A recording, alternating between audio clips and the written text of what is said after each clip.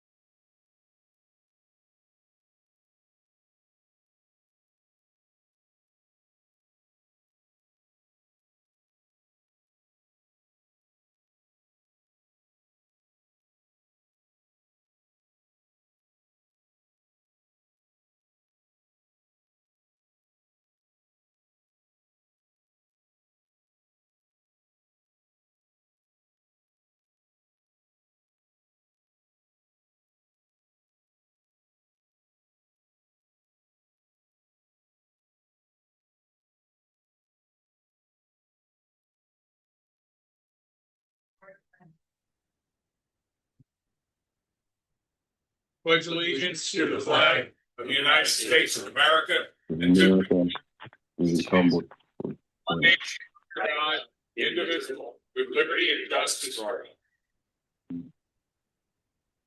all. Roll call, please. Commissioner Ganant. Here. Vice Chair Lee. Here. Commissioner Velarde. Here. President Levinsky. Here. Perfect. Under announcements tonight, there was an executive session prior to this meeting regarding personnel and litigation. Public comment for non-agenda items only, limited to 3 minutes per person. Please state your name and if you are a Pocono Township resident. Is there anyone in attendance tonight that would like to speak? Yes, I'd like to make a public comment. If you could hold on for 1 minute, please. There's someone here who would like to speak.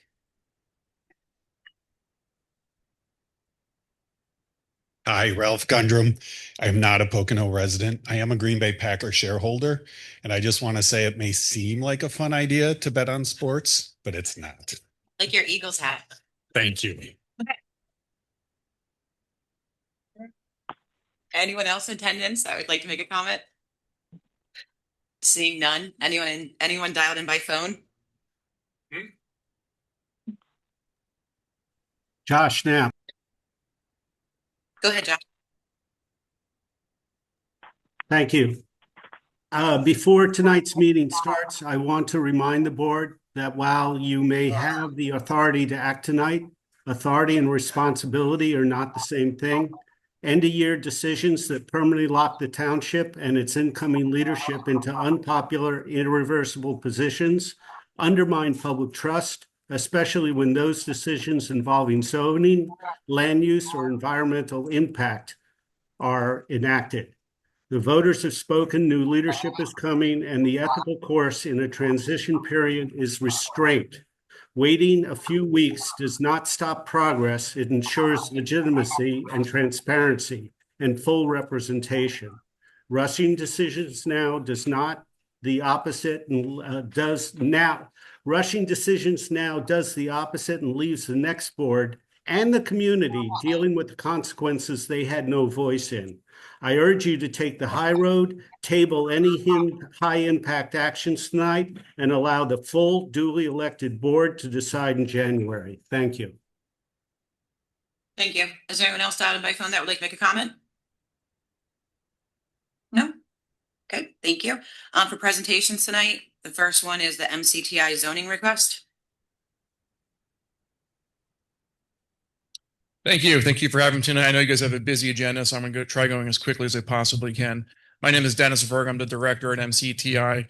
I'm here tonight, namely because of the growth of our school.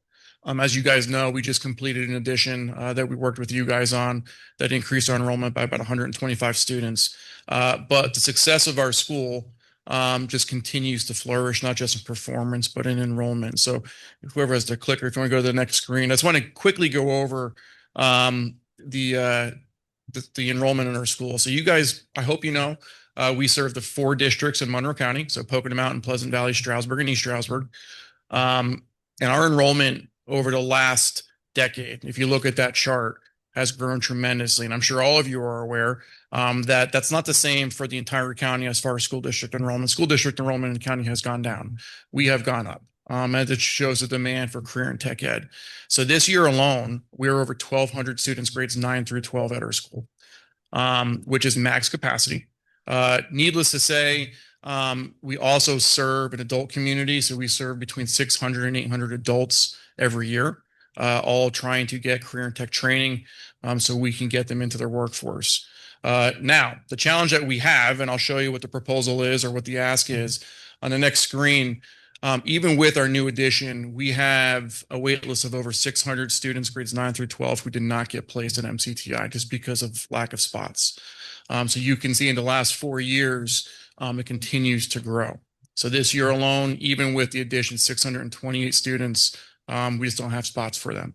And if you ask me, I am biased. Career and tech ed is the way to go. We try to make sure that kids leave not just with industry credentials, but also post-secondary credits, if that's the direction they want to go in, but they're ready to enter their workforce and make a living wage helping our communities. That's what we're trying to do. So right now, my job as director is to propose ideas on how we can grow and fix this enrollment spike and how we can handle that demand. So my job is to bring back to our joint operating committee some ideas. One of the ideas, and I think the most feasible idea, is another addition. In order to do that, we did learn from this last edition some challenges that we had with zoning. So if you go to the next screen, when the school was opened and planned in the 70s, the school currently in that little orange. So what you're looking at there is a map developed by the Monroe County Planning Commission. So if you're looking at the left-hand side, that's Laurel Lake Road. The orange box is where our school currently sits. So that's currently zoned R2. The blue lots next to it. So there's about 18 1-acre lots there that the school owns. It was developed years and years ago for development for students to build houses on, which those houses down at the bottom are houses that the school built in that time period, which is something that we want to continue to do. But one of the first steps we want to do is those lots are currently zoned R1. And we ran into an issue with the last edition because the addition came too close to the zoning line, which resulted in a variance and going through that whole process. So what I'm proposing, or what the school is proposing, I should say, is rezoning those lots to R2.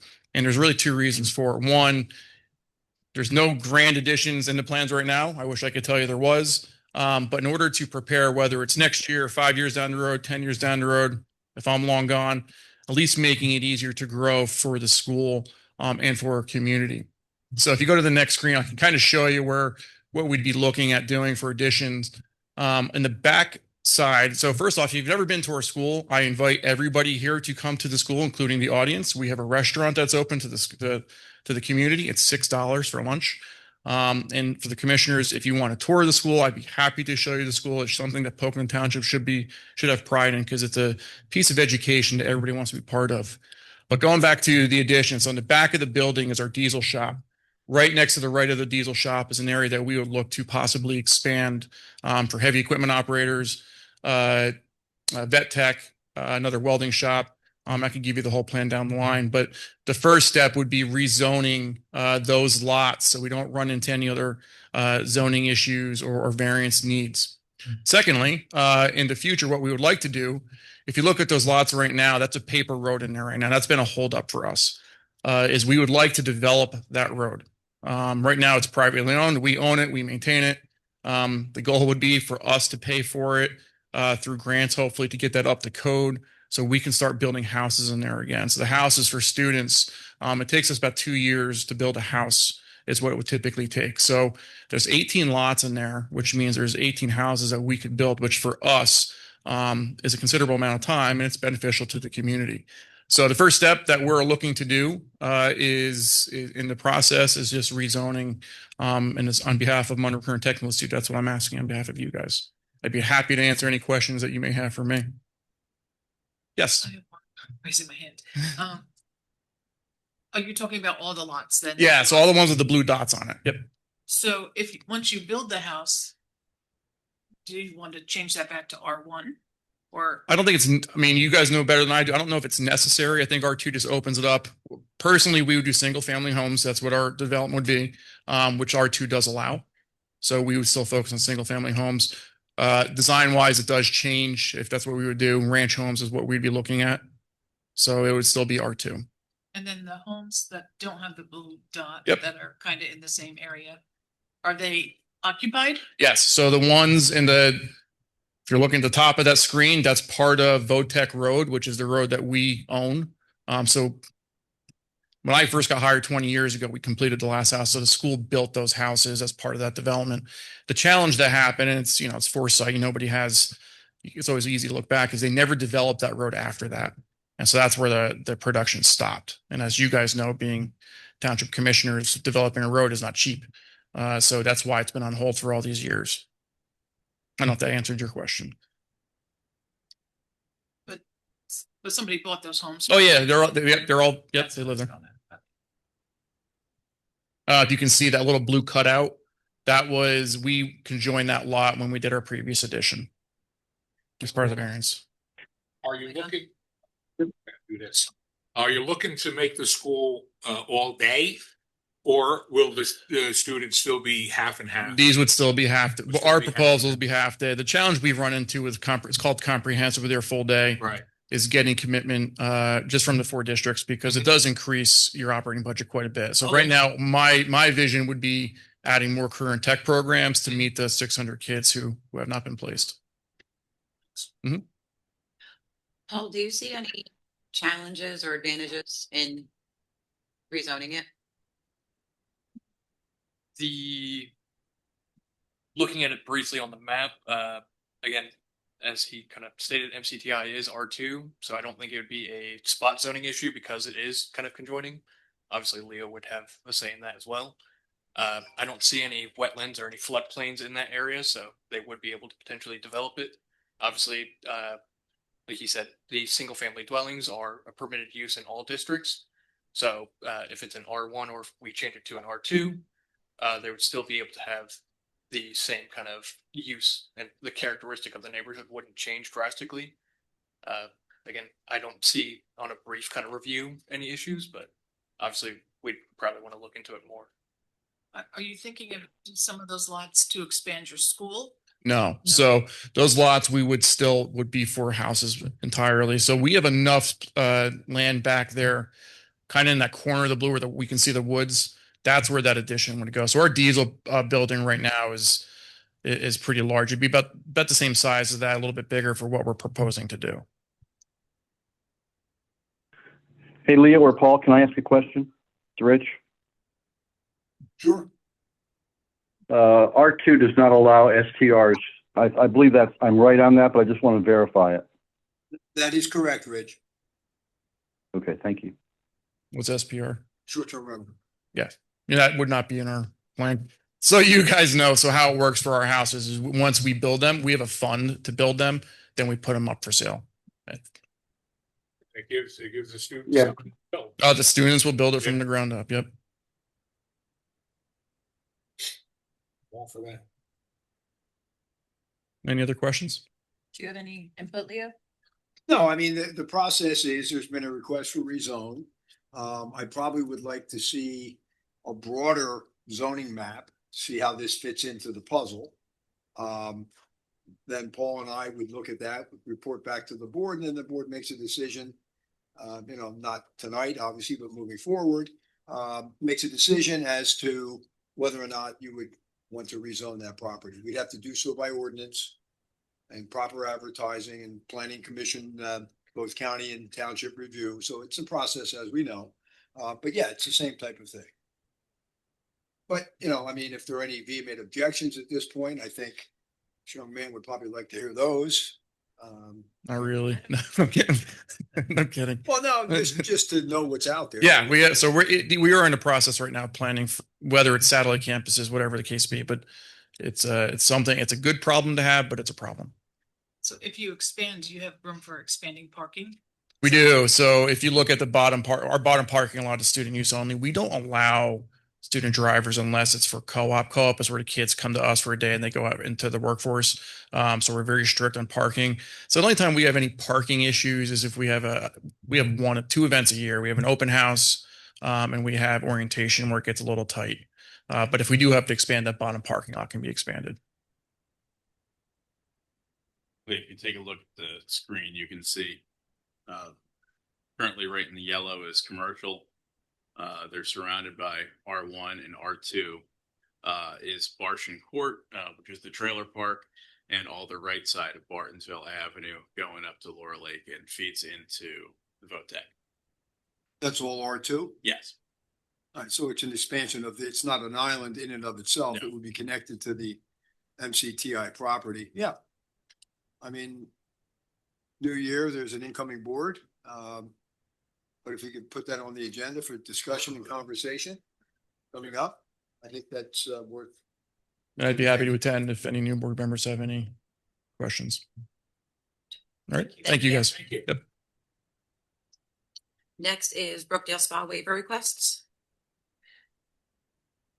Good evening. How are you? Good, how are you? I'm Jeff Durney. I'm here on behalf of Brookdale, Before you the start- spa project. Before you start, Yes, sorry, please. I have to recuse myself from this. They're a client of mine, so I will not be voting on anything or speaking. Thank you. We have three waiver requests that we had submitted. The first has to do with the fees in lieu of open space. While Brookdale believes that the fact that it will be a provider of recreation rather than a consumer of it and will not generate any meaningful burden on the township's parks now or in the future, we believe that would support a request for the waiver of the fees. However, after having discussed the matter with my client a little further, they have agreed to withdraw that waiver request and will agree to pay the relevant fees in lieu of open space. Hey, Jeff, could you just point the microphone a little more at you? Certainly. Thank you. Great. The second waiver request is really one of a very technical nature. It is a waiver request with respect to the minimum water supply requirements. Since the spa building and the employee housing will be sprinklered, we're seeking to have the design comply with the requirements for sprinkler systems pursuant to the building code rather than the more generic provisions of the SALDO. We made this presentation to the Planning Commission last week. The Planning Commission gave its unanimous recommendation, and TNM also indicated they had no issue with this waiver request. Jeff, this request, is this, you're requesting it from the SALDO provision, not from the building code provision? That's correct. Okay. And the reason for that, it's because any building code request for modification would have to go to the UCC Uniform Construction Code Appeals Board. So that this is not that. This is only the SALDO, but you're still complying with the building code. That's correct. Okay. Thank you. John, have you had a chance to review this? I have. And Jeff, I believe you're placing a standpipe there at the lake. Is that? That's correct. It's a dry hydrant.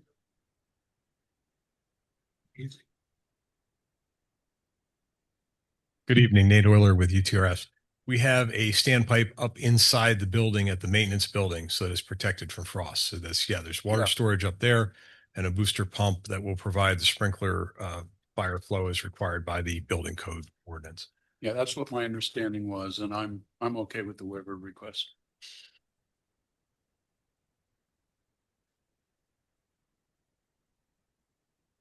Would you like me to procead to the third waiver request? Sure. Okay. Go ahead, please. The third waiver request is a partial waiver with respect to section 390-38C3. This section calls for an operation and maintenance agreement for the water supply system, the sewer system, and the stormwater management facilities. We have no objection to entering into an agreement with the township to provide for review and enforcement remedies if there's ever a problem. This section also calls for a perpetual guaranteed maintenance fund. We don't believe this is the type of project for which that type of fund is designed. The fund is really looking to protect the township with respect to any items the township will have an ongoing annual obligation, such as traffic signals, pump stations that are dedicated to the township, things like that. We don't have any of that in our project. The fund may also be appropriate where a developer, for example, has a sewer system that they've installed and they subsequently sell 50 lots that are served by that sewer system.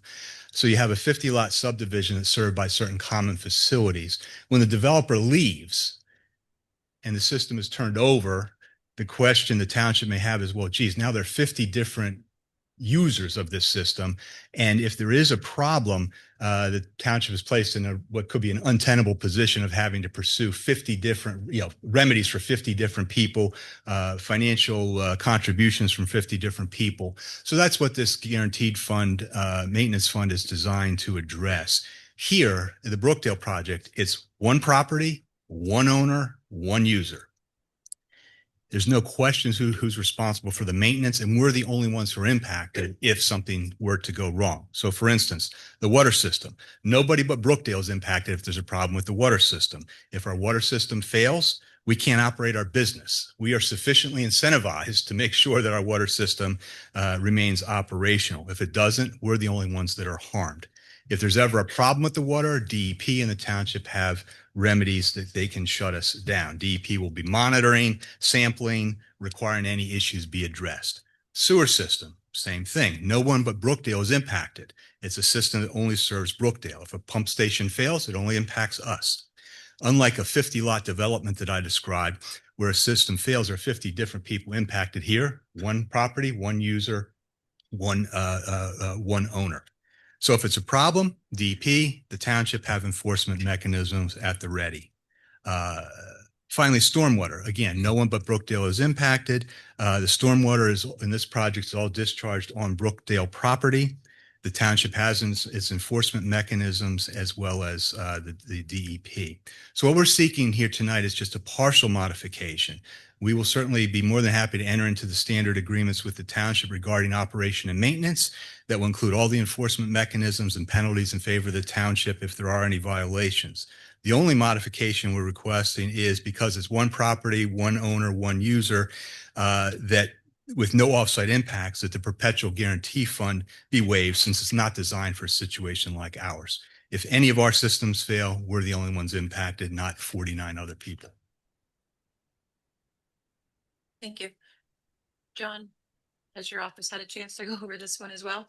Yes, we have. And this requirement, as Mr. Gurney has just explained, is really pretty broad and is designed to cover a multitude of possibilities. Let me put it that way. We put it in our letter because we weren't sure how you wanted to apply it. I can tell you in my experience, it's usually been applied, for example, if the township has to take over a traffic signal and maintain that, they want to be compensated for that. If they have to maintain a pump station, but as Mr. Gurney pointed out, that's not the case here. So the only person or entity, I should say, that is impacted is their own commercial entity, which is going to suffer financial harm if they don't take care of it. So I think the township's protected without the agreement. Okay. And this is a newer ordinance that was put in 2023. Hey, Leo, should we handle these requests one at a time? Yeah, Rich, we should, yes. Yes. Mr. Durney, I know you said you're going to provide some open space funding. What is your client suggesting on the open space funds? We would comply with the ordinance calculation, which or the township's calculation, which I believe would be about $20,000. Okay. I have that number here somewhere. I'm told it may be 28. Yeah. Sorry. Yeah, I'm sorry. Is it 28 flat? It's 28,686. 686? Yes. You agree with that, Mr. Durney? I do. Then I'll make a motion that we accept the open space funds or at $28,686 from Brookdale Spa Inc. Is there a second? Second. I'll let you handle it, Ms. Asha. Anyone in the audience have any questions before we vote? Seeing none, all in favor? Aye. Any nays? Aye. I abstain. I have a conflict. They're a client of mine. The second waiver request that you asked for, Mr. Durney, is there a section that we're talking about? Yes, it's section 390-52E4G7. Okay, so it's 390-52. E4G7. I'll make a motion that we accept the Brookdale Spa waiver for section 390-52E4G7. Is there a second? Second. Second by Mike. Second by Mike. Yep. Anyone in the audience have any questions or concerns? Seeing none, all in favor? Aye. Any nays? Aye.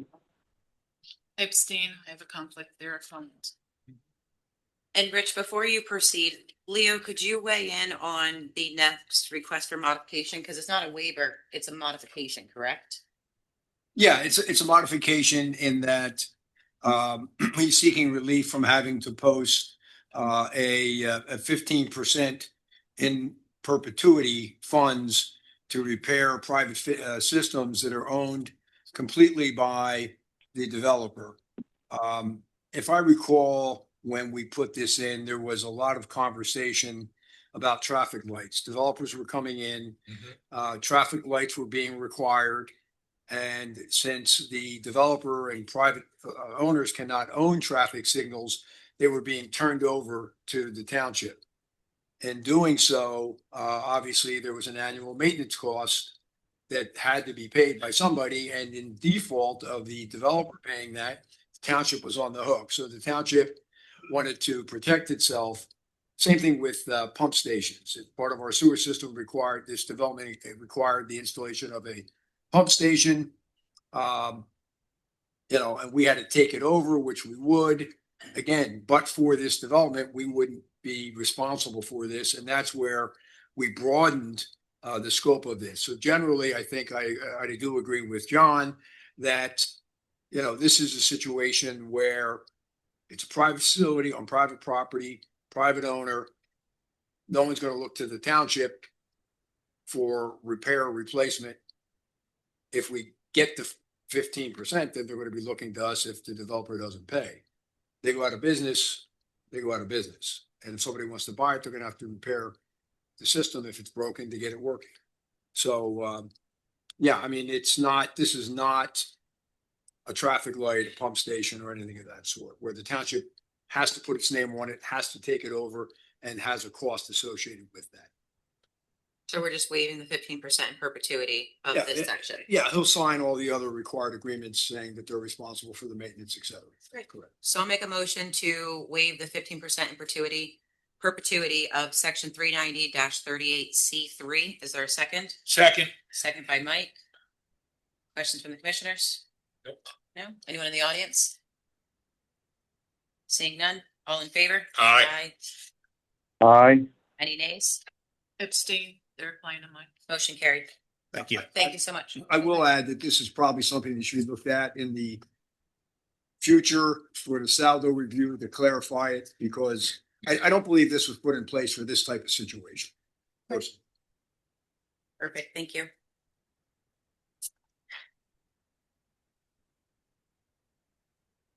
Okay.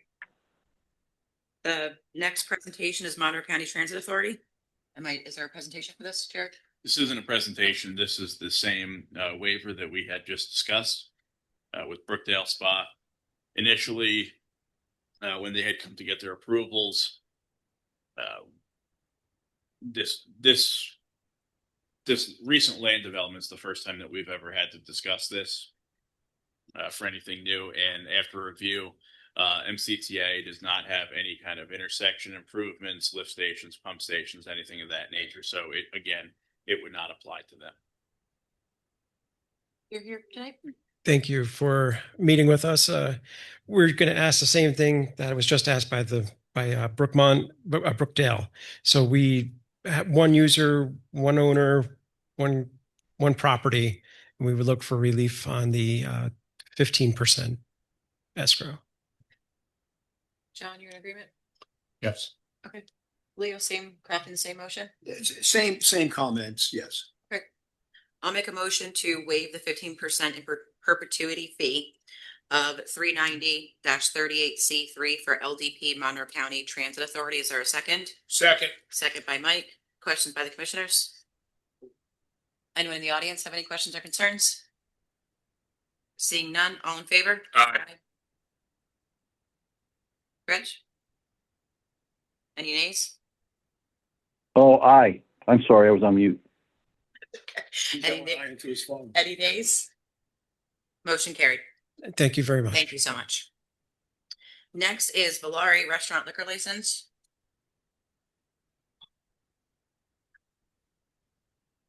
Good evening. I'm Gina Loyak, and this is Caesar Torres, and he's asked for me to speak on his behalf tonight.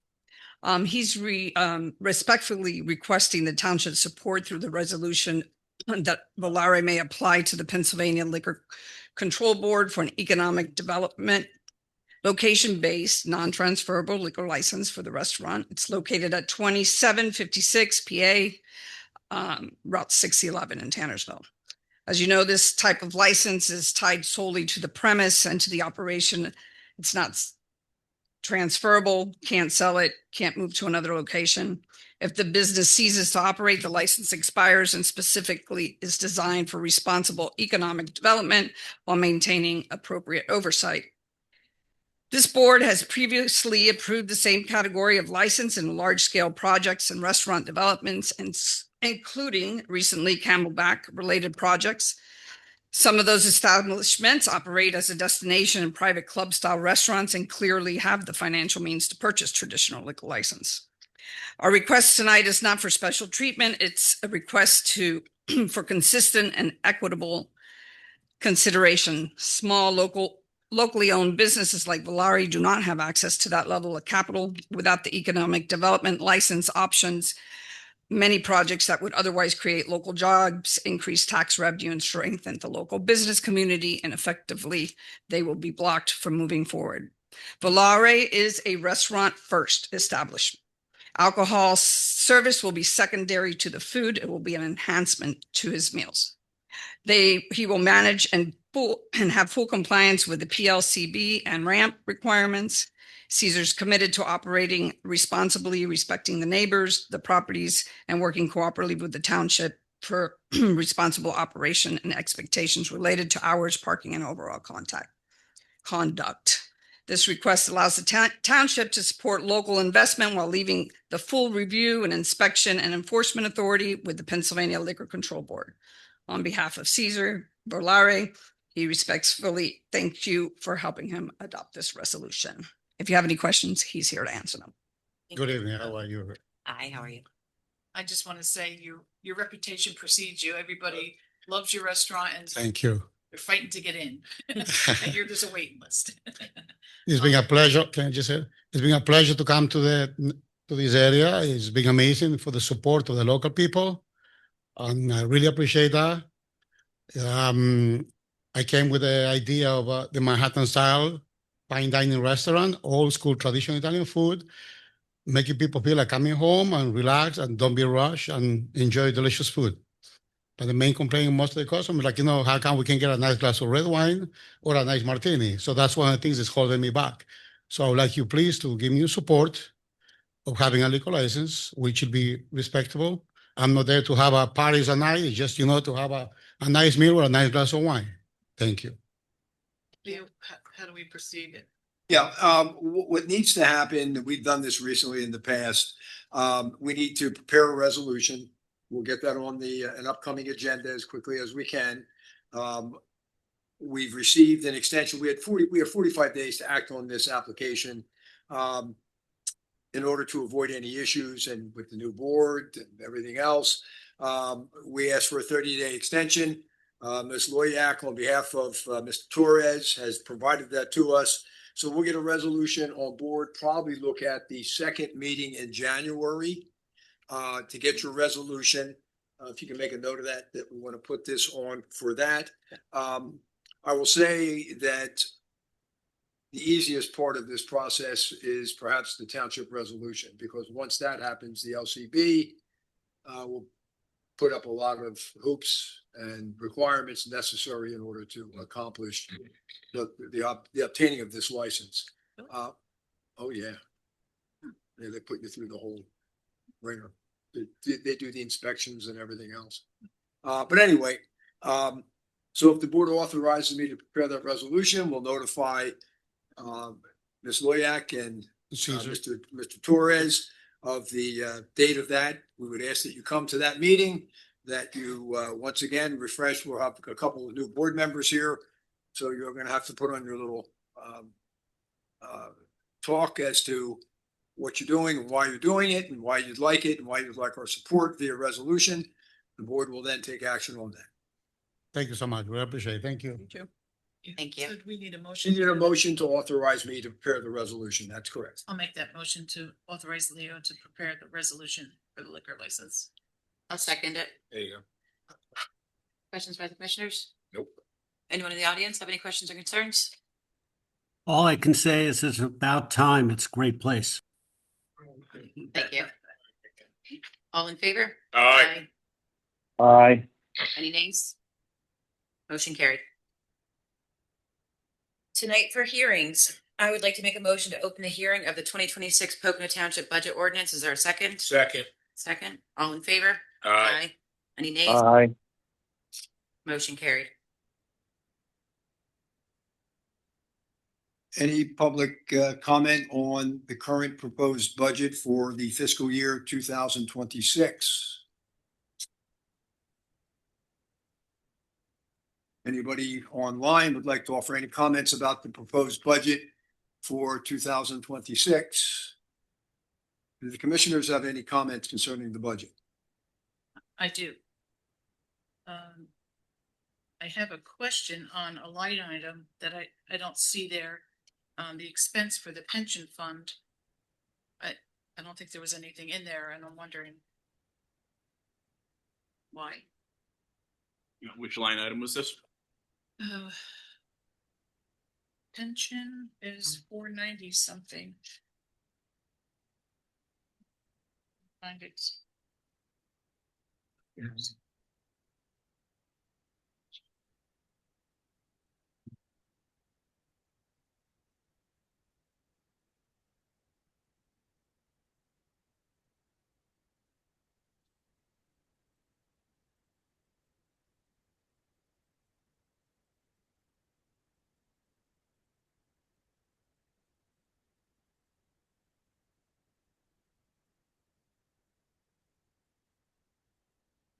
I need to put that on here.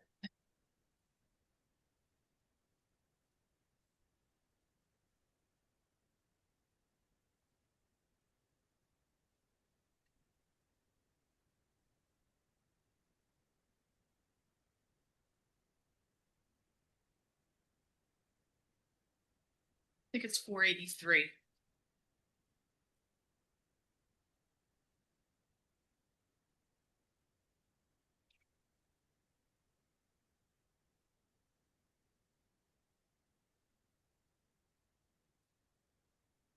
You mean the MMO for Public Works and Police?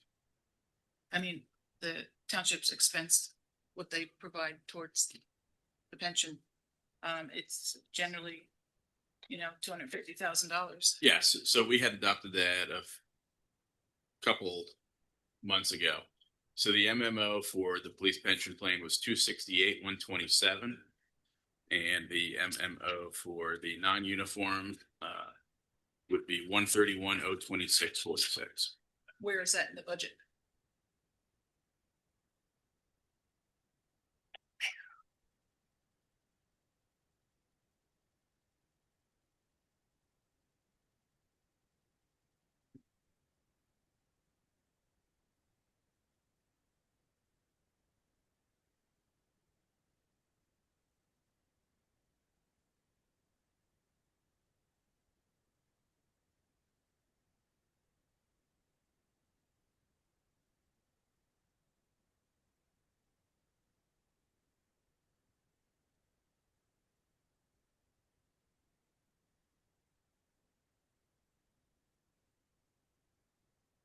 That is, it's on 196.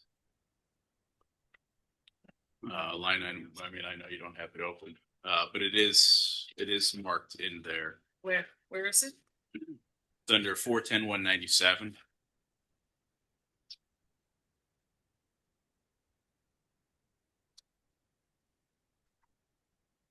That is listed at 295.23. There is a rise in that versus what we had received from the MMO from Foster and Foster, and that is due to the new police hires. Set for 2026. The two new police hires set for 2026. I don't see 410.97. 410,197. It's 197. yeah, it's Gotcha. police longevity, overtime, sick, and then it gets to 410,197 police pension plan. And if it carries over, it says MMO calculation for 2026. How much did you say it was? 295.23 even.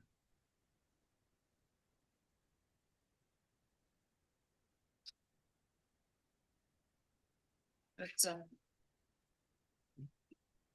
199. Okay, but it's in there. Okay. 197 and 199, are they two different things?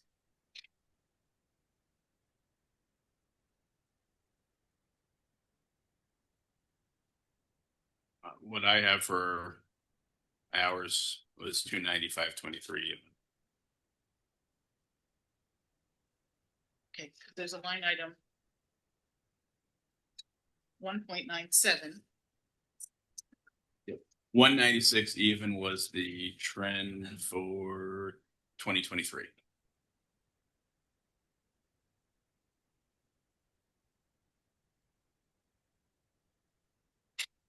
I'm losing it. You have a budget line here for 410,197 for 200,000 and change. And then you have another budget line, 410,199 police non-uniform pension, 295.23. Is that correct? Both pensions are 400? Yes. I wasn't looking for it on that line. Okay. Thank you. And I did want to enter this into the record, and I'm going to read it. So okay. I want to begin by saying that I support the responsible tax relief, and I understand why a reduction in real estate taxes is appealing, particularly given the financial pressures the residents are facing. A 10% reduction in real estate taxes represents a meaningful commitment to the taxpayers and the goals that should be acknowledged. However, my responsibility as a commissioner is not only to support tax relief, but to also ensure that the township's budget is financially sustainable, structurally balanced, and defensible over time. The budget before us combines two major fiscal decisions. First, the 10% reduction is approximately $400,000 a year that we will not receive every year from this point forward. And second, with the issuance of approximately $9 million in new debt, that will be an additional expense of $700,000 for quite some time. And those two together are over $1 million of an additional expense we haven't incurred before that we will be incurring for some time to come. I just don't think there's anything in this budget that really offsets that. And I personally would like to revisit the budget. I know we have to put it through, but I just think we need to cut our expenses because we're dipping into our funds, $2 million. And while I understand, and it's been said at many meetings, the road crew has saved us $2 million, and I believe they have saved us some money, but it's the money we spent on those things are loan funds. So it's not cash in the bank. It's not like we had $1 million and they saved us 500. So we spent 500, we still have 500 left. It's not the same thing. We reduced our costs. It reduced the amount we have to borrow, but it didn't add any money, make any more money available to spend on other things. So I think we should revisit this at sometime, possibly January. Thank you. Any other commissioners? Any other commissioner comments? Nope. Madam Vice President, if you want to have a motion to close the hearing. I'll make a motion to close the hearing of the 2026 Pocono Township Budget Ordinance. Is there a second? Second. Second by Mike. Any questions, concerns from the audience? All in favor? Aye. Aye. Did someone raise their hand? Somebody behind you. Oh, I'm sorry. Who's hiding behind Jack? Jim Pellegrini, Split Water. Are you going to defer to January for the budget? I don't understand the process, or is it done? It has to be approved by the end of December. Mhm. It can be revisited in January. It can be. It can be reopened Thanks for all your if points the out. board decides to do that. Okay. Cool. Thank you both. Thank you. Anyone else have a comment or concern? All in favor? Aye. Any nays? Aye. Nay. To close the hearing? I was opposed to hearing. Oh, sorry. Nay. Sorry, yes, closing. Okay, sorry. I always do that. I will make a motion to approve the 2026 Pocono Township Budget Ordinance. Is there a second? Second. Second by Mike. Discussion by the commissioners. Discussion from the audience. Seeing none, all in favor? Aye. Aye. Any nays? Nay. There you go. Motion carried. I will make a motion to open the hearing of the truck traffic restriction ordinance. Is there a second? Second. Second by Mike. Discussion? All in favor? Aye. Aye. As the board will, Here.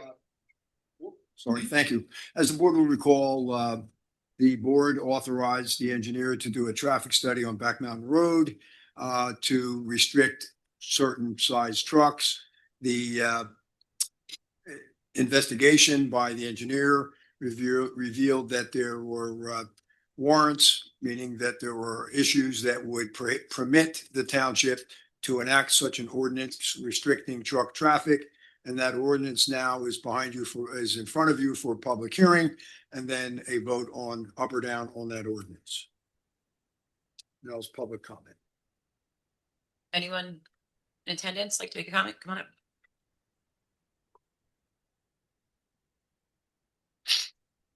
On this restriction on Black Rock and then over to, I think it says Sullivan Trail, right, or Brookdale Road and then Black Mountain Road, what direction is this restriction in? Because Brookdale Road goes from 611, right? And then goes up to Black Mountain. So where is this restriction going to be? Leo, isn't it both ways and it's just limiting commercial traffic? Limited commercial, John can probably speak to that. Yeah, the restriction is on Brookdale Road from 611 to where it intersects with Back Mountain. And then for the entire length of Back Mountain Road, restriction is in both directions. So it goes all the way to Long Pond and past. It goes up to where it intersects with Sullivan Trail. Sullivan Trail. Okay, yeah.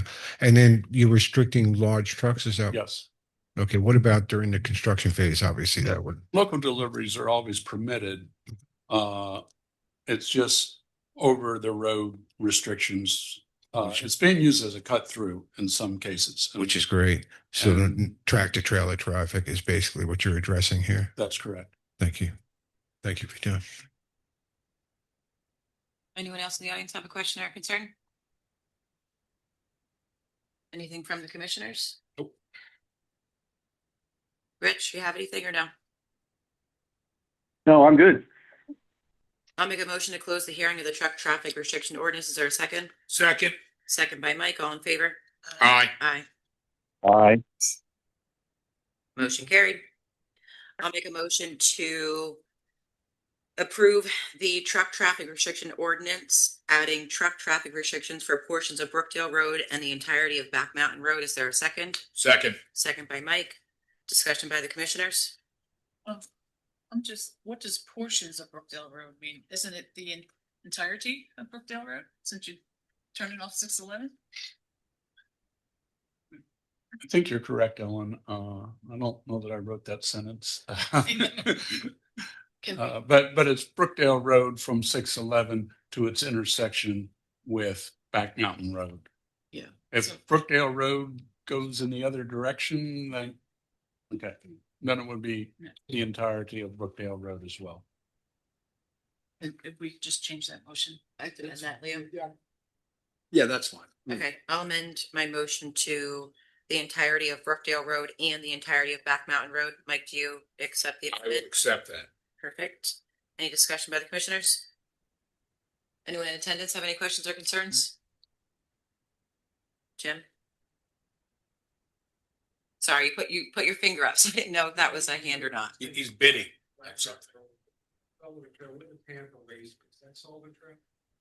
Yes. All in favor? Aye. Aye. Aye. Any nays? Motion carried. Next, I'll make a motion to open the hearing of the termination of the PJJWA existence ordinance. Is there a second? Second. Second by Mike. All in favor? Aye. Aye. Any nays? Aye. Motion carried. Turned over to Leo. Thank you. As the board will again remember, the last meeting, Attorney Ralph Maturgia was here, who is the solicitor for the PJJWA. By way of background for the residents that are here tonight, the Pocono Jackson Joint Water Authority was established or mandated by the Department of Environmental Protection as a result of the Butts landfill Superfund site. It was determined they needed potable water. The residents needed potable water. The joint water authority between Jackson Township and Pocono Township was formed, and it served its useful purpose. As of about 2 years ago, a little more than 2 years ago, the Broadhead Creek Regional Authority, which is the current water authority serving portions of Pocono Township together with other municipalities, entered into an agreement and eventually closed, where the BCRA purchased the PJJWA facilities, water lines, etc. PJJWA has sat dormant, other than the fact it exists in the eyes of the Commonwealth, but has been dormant for over 2 years. And what Jackson and the Jackson Township would like to dissolve the authority, put a bow on the box and put the box up on the shelf. This ordinance would start the effectuation of the dissolution of the Pocono Jackson Joint Water Authority. Any questions from the commissioners? Nope. Good. Rich, are you okay? Yeah, I'm fine. Okay. Anyone in the audience have any questions before we close the hearing? Seeing none, I'll make a motion to close the hearing for the termination of the PJJWA existence ordinance. Is there a second? Second. Second by Mike. All in favor? Aye. Any nays? Aye. Motion carried. I'll make a motion to approve the ordinance terminating the existence of the PJJWA. Is there a second? Second. Second by Mike. Discussion by the commissioners. Anyone in the public have a comment or a concern? Seeing none, all in favor? Aye. Aye. Aye. Any nays? Motion carried. Thank you, Donna. Have happy holidays. Merry Christmas. Leo, are we tabling the motion for the sewer rules and regulations? Or not tabling, but are we just not? Ultimately, we can table, but let me update everybody on where we are. A special services agreement similar to what Great Wolf and Sanofi has been forwarded to Tobyhanna Township. Obviously, the only user is Kalahari. We have received some comments. Mike Gable has comments to those comments, so it is moving in a what I would call a positive direction. And if we can put it off and then educate the incoming board at our next meeting, either the first meeting in January or the second. I know the first meeting is usually pretty busy with appointments, but just move it forward to then, and fingers crossed, might be in a position to pass not only the rules and regs, but also agree to enter into a special services agreement. I have a question on that. Mhm. You said it's only Kalahari, but what about new businesses coming to Tobyhanna? Would they be included in this? Depends on the user. Typically, special services agreements are used in situations that are somewhat unique. We currently have 2 of those. Number 1 is Great Wolf. Number 2 is Sanofi. This Tobyhanna would be the 3rd, but it would be directly related to the Kalahari project.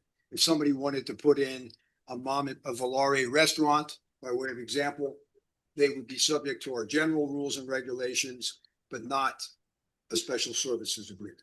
So a data center would be. A data center, I believe, with the amount of water that they would be using, would be a good candidate for a special services agreement. Not this one, a different one.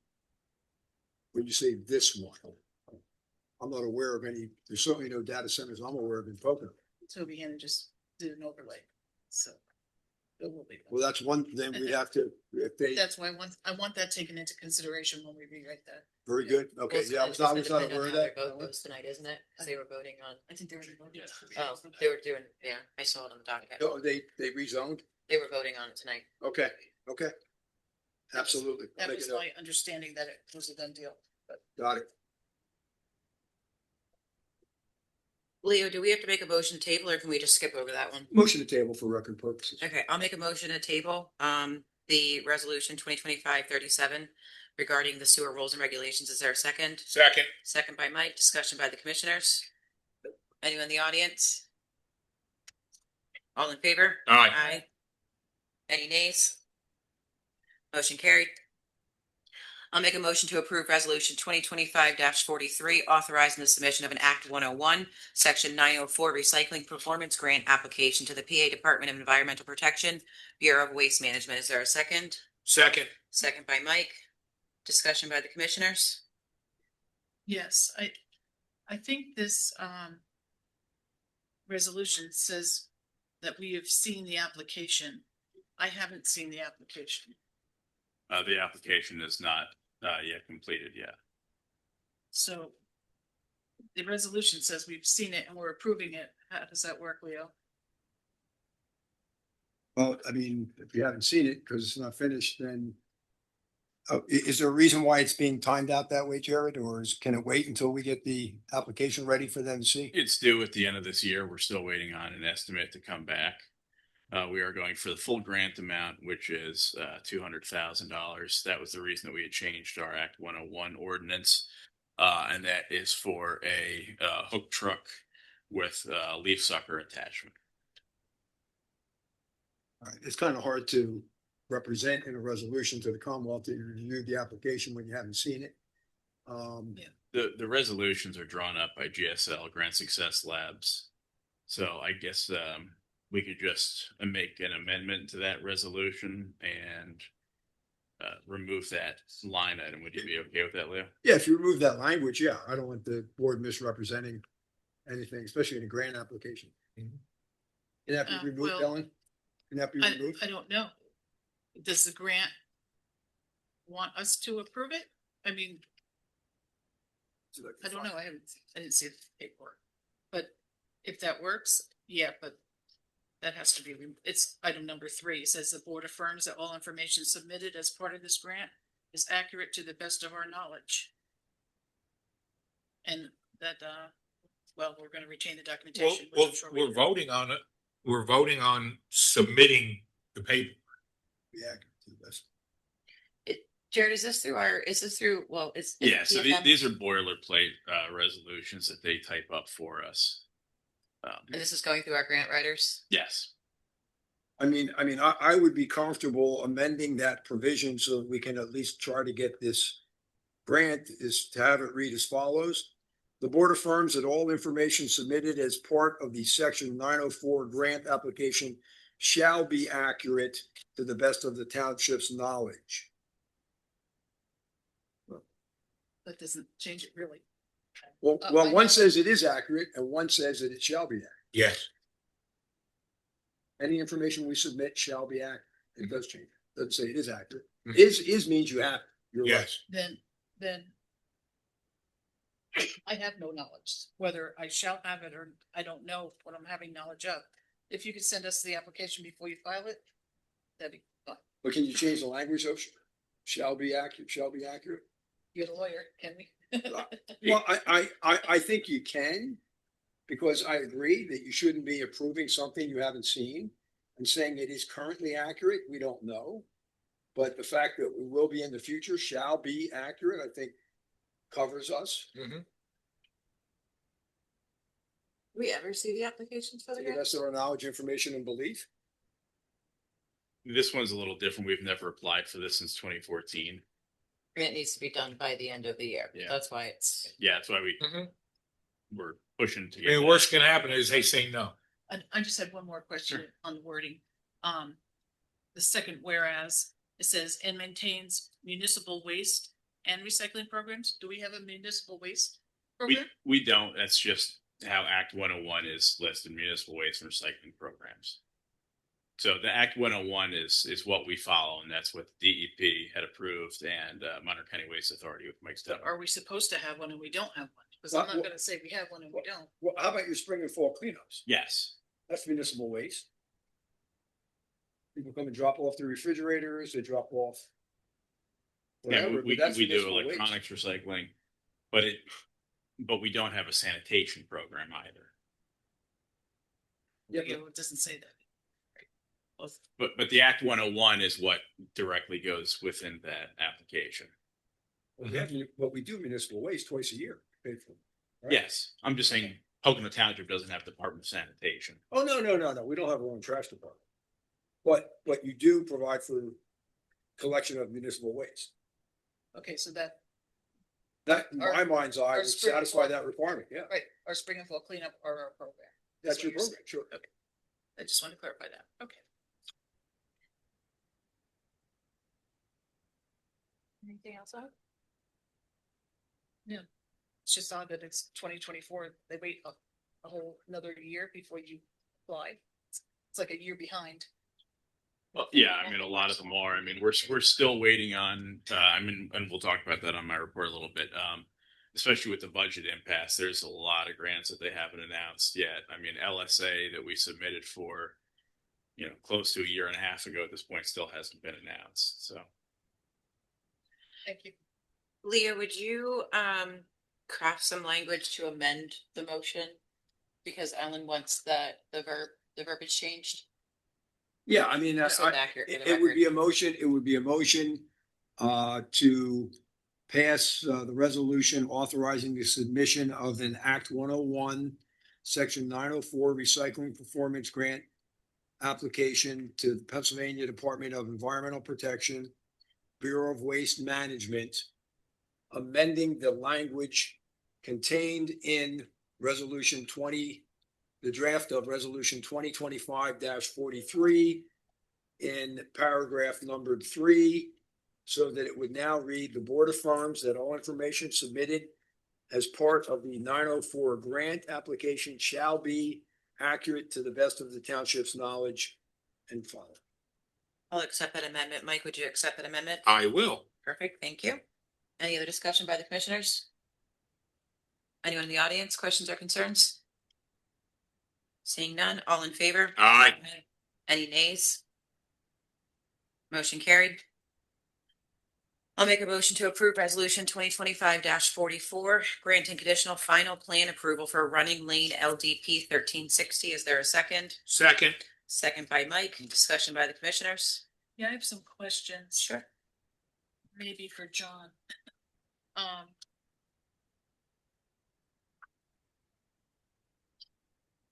It says, the revised plan dated December 20th, 2019. But isn't there a more recent plan? Because up top it says 2022. And then we'll go back to 2019, and I'm wondering if the dates are accurate. The most recent plan, let's see. That was 2019 is when it was approved. We've got new plans now.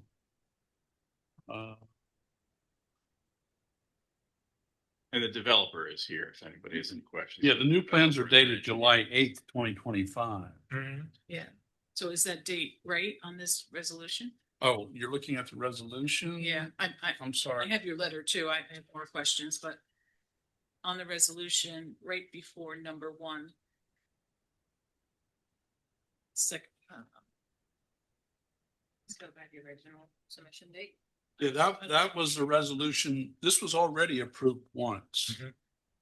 And then what has occurred is a new owner took over the project. And they changed the plan. And they've changed the building, which resulted in some minor changes to the plan, which our current review letter of November 11th, 2025 has comments relative to that.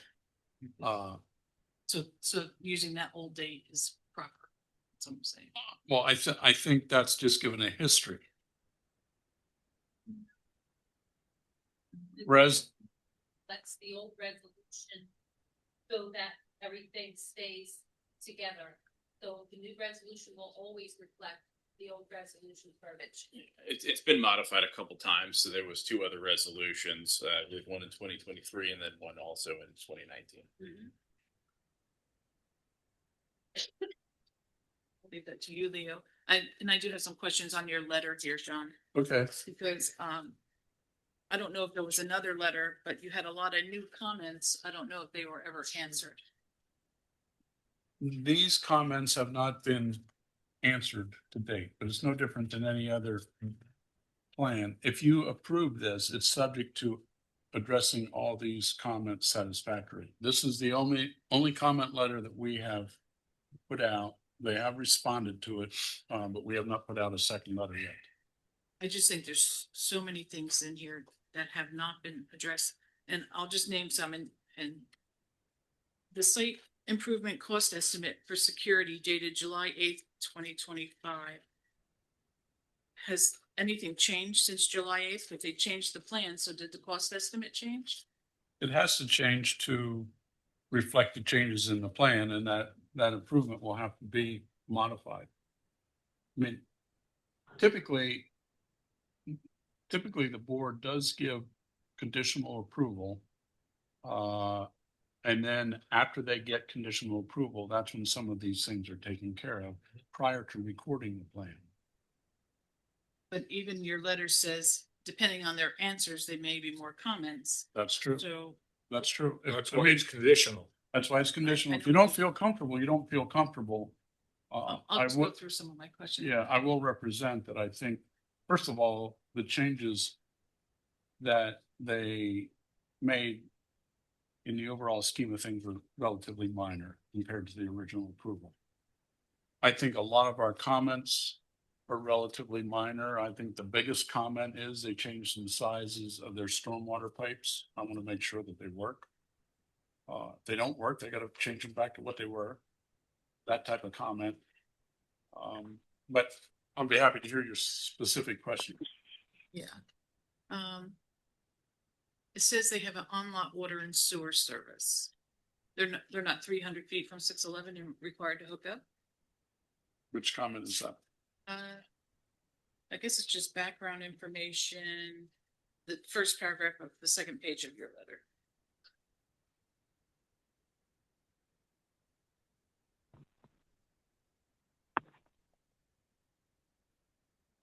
I assume the brewing company was hooked up because they're right on it, and I just thought. The brewing company is hooked up to both public water and sewer. Yeah. So this hotel will be on lot water and sewer? That's what I'm reading here. No, it says the site will be serviced by public water and sewer, but right here it says on lot. Was that just a background? I think that's just the background information, but it is going to be served. Okay, gotcha.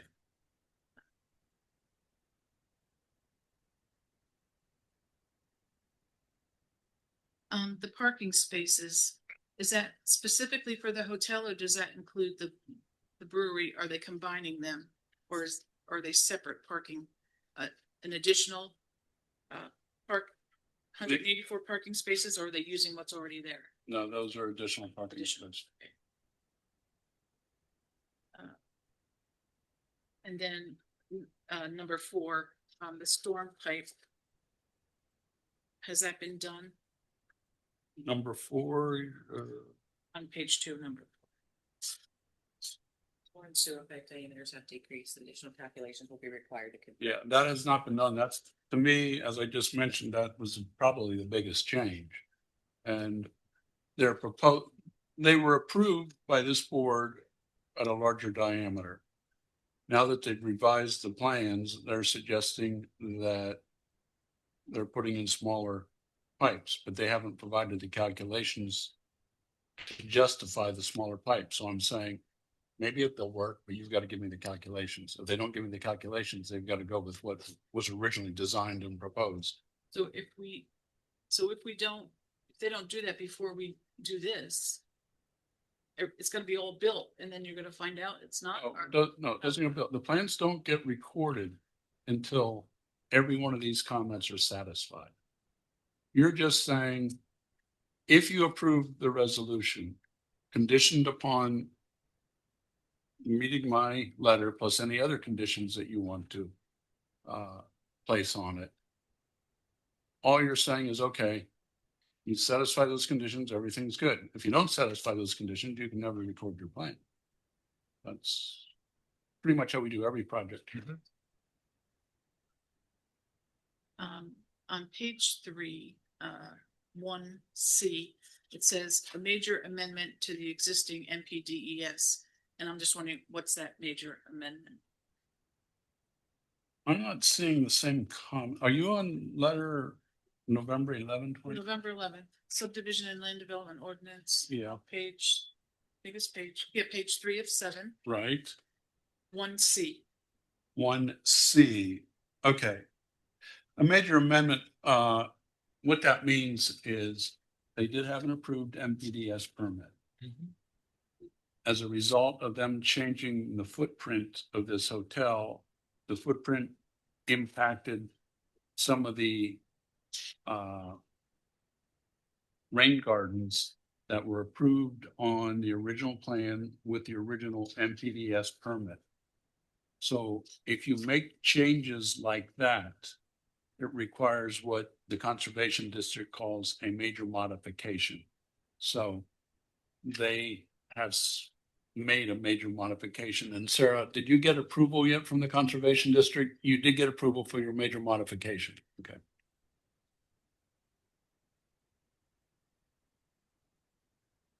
And I guess the revised HOP, I guess that's one of those other things, right? Beyond our control. It's out of our control, although I don't see why it should have any change. It was actually, but not because of the change of the footprint.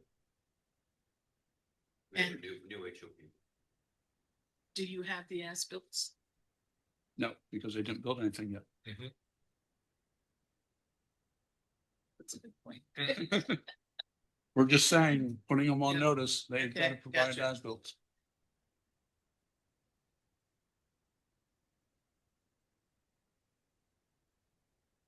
And is this our final plan? This is the final.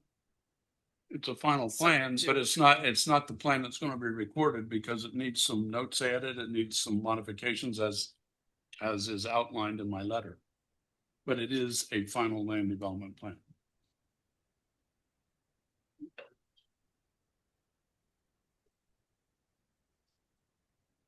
I'm just reading through my stuff now that That's you okay. said some things, I'm skipping some. Okay.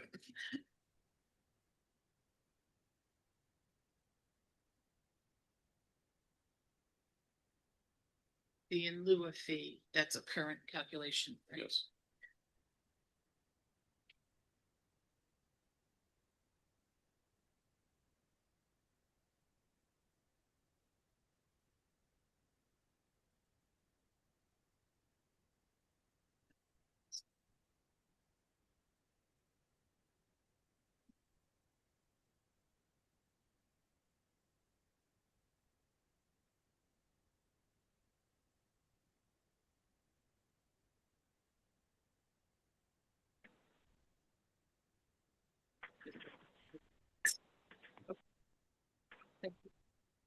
They're minor. I would tell you if I was concerned. I'm concerned about stormwater because just because they follow our ordinance doesn't mean it's gonna be. I'm just thinking of the solar farm and just, we need to maybe rework that. Well, that's different than this, but it wasn't a fault of the ordinance. If it's a fault of anything, it was the operation on site. I mean, I think the ordinance is adequate, but if things aren't implemented fully or properly or maintained, sometimes then things happen. Ellen, it's Rich. Over the last 10 years, we've granted conditional final plans. They have to comply with all of John's requirements and then also the Conservation District, or they won't get their OC. So it's the same thing with the next one.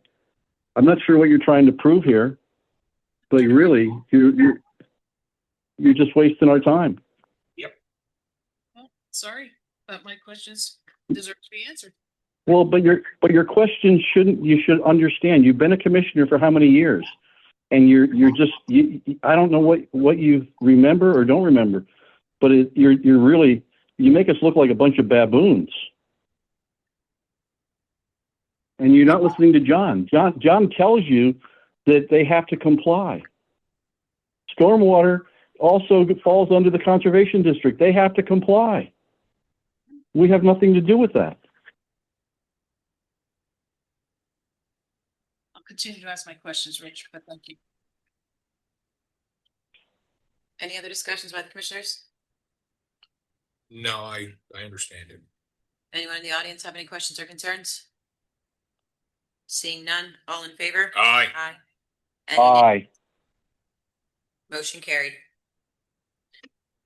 I'll make a motion to approve resolution 2025-45, granting conditional final plan approval for Brookdale Spa LDP 1425. Is there a second? Second. Second by Mike. Discussion by the commissioners. Do you have to abstain? I need to abstain. I have a conflict through my client. Oh, maybe we should put this one through the same grinder that you just put the last one through. Why don't you do that, Ellen? You're allowed to do that. You can ask all the questions you want. No, I can't, Rich. I'm abstained. Can't say a word right now. Oh. Move on, Natasha. Thank you. Anyone in the audience have any questions or concerns? Go ahead. You know, I think you're giving her a very hard time, Rich. And that's Who's my that? concern. It's Yeah. Josh. Yeah, well, good luck, Josh. Enjoy New York. So what is that supposed to say, Rich? Okay. Honestly, I have property out here and I live out here. Guys, this is not the So forum for it. take that. Josh, thank you for your comments. There's someone standing at the podium. Go ahead, Jim. No, I just wanted to say that's inappropriate. That's it. Thank Thank you. No, it's the truth. It's the truth. Thank you. No, it's not. Anyone else in the audience have any questions or comments? Seeing none, all in favor? Aye. Aye. Any nays? I abstain. I have a conflict. Motion carried. Moving on to consent agenda. I'll make a motion to approve a consent agenda of the following items. Old business consisting of the minutes of December 2nd, 2025 regular meeting of the Board of Commissioners.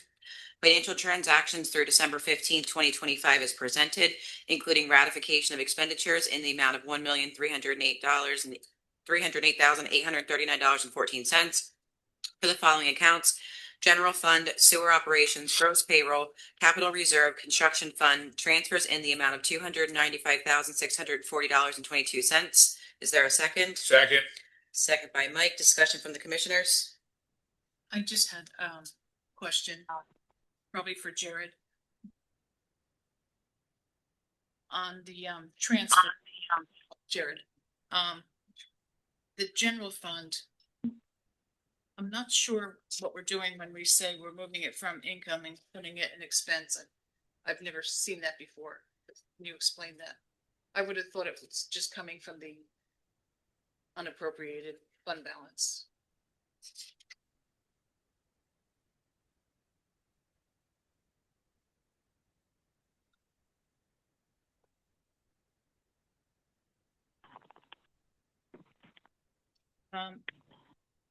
For the general fund, we're taking it out of, I don't understand that, out of contributions and putting it into community events.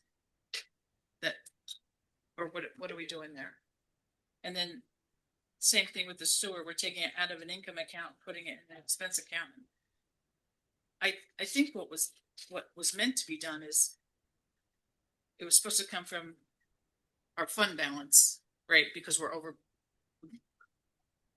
pressing, we might be over budget, so we're moving money, but we didn't have it from a line item, so we should probably take it from the fund balance. That's correct. That's just where one line item was overfunded and was moving it to the other. It's not, and you're right, it's not, and we're not taking it from an expense and moving it to an income. It's just moving from one line item to another. Well, these aren't really moving from a line item. These are increasing the budget amount. These ones on the bottom. Right, the ones You on mean top. the general fund for 3-7-100 and 457-450?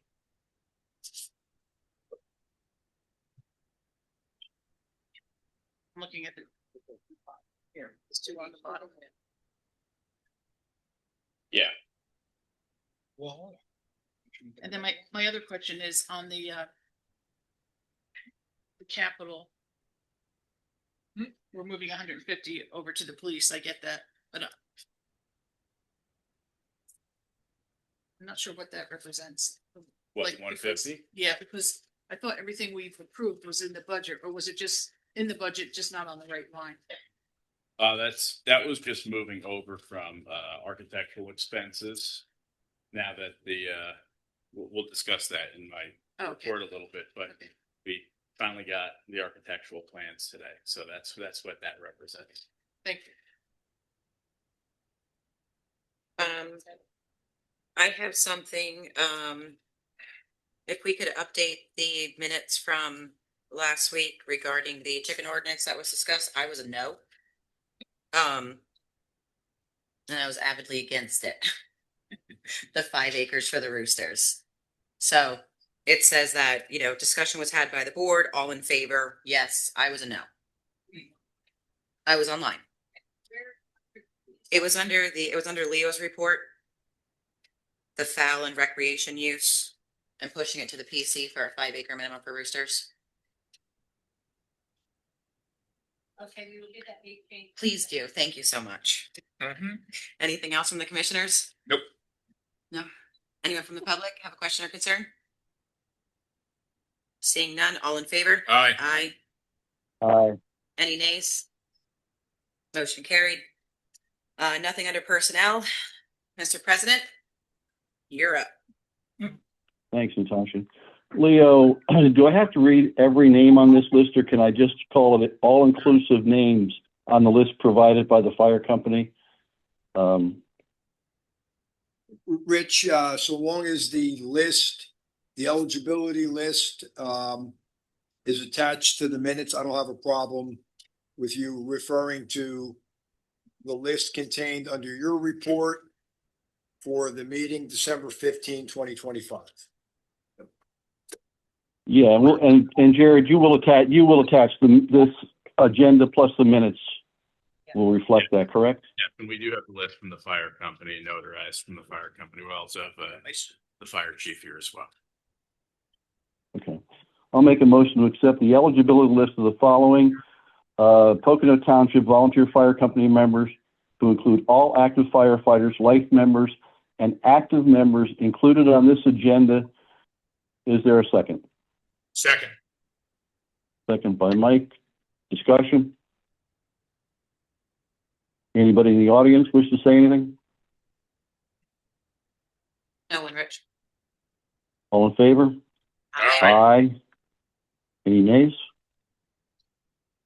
I'll make a motion to advertise the 2026 meeting dates along with the reorganization meeting to be held at the beginning of the first meeting in January. Is there a second? Second. Second by Natasha. Rich, if I might jump in. Yes, certainly. I'm sorry to interrupt you, Rich. Yep. I believe it should be a motion to advertise the January list. I think the incoming board will have the opportunity to set its meeting schedule. If they wanted to do a meeting a week, or if they wanted to do one every 2 months, whatever, they had to do at least one a month, my bad. But I think that should be left to the board, but you do have to authorize and you do have to advertise the first meeting, the reorganization meeting in January. And then the new board can list when they want to have their meetings. Otherwise, So you're saying you should amend your motion to have authorized the advertisement for the reorganization meeting to be held at the first meeting in January on what date, Jared? January 5th. January 5th at 6:00 PM, and then the incoming board can advertise the meetings once they decide when they want to have their meetings. I'll accept that amendment. Thank you, Leo. If Natasha will accept the second. I'll accept the amendment. Discussion by the commissioners? Good. Good. Anyone in the audience have any thing to say about this? None, Rich. All in favor? Aye. Aye. Any nays? Thank you very much. Thanks, Natasha. Thank you. Under my report tonight, Commissioner Brian Wynot has resigned from the Board of Commissioners. There's no action item on that. Second on my list is I'll make a motion to approve the conditional final plan for the Ridge PRD. Is there a second? Second. Second by Mike. Discussion by the commissioners. I believe, Natasha, this is for phase 1. Yeah, so your motion should be amended to approve phase one of the Ridge PRD. I Final will- plan. I will accept that amendment. Mike, would you accept for I second? will. Okay. Discussion by the commissioners? Just everything's been satisfied, right? It's just, is that right, John? Well, it's just like the last one. It's Conditioned upon my, conditioned upon my review letter. Now, there's not as many comments as the last one. There's not too many comments left at all, but.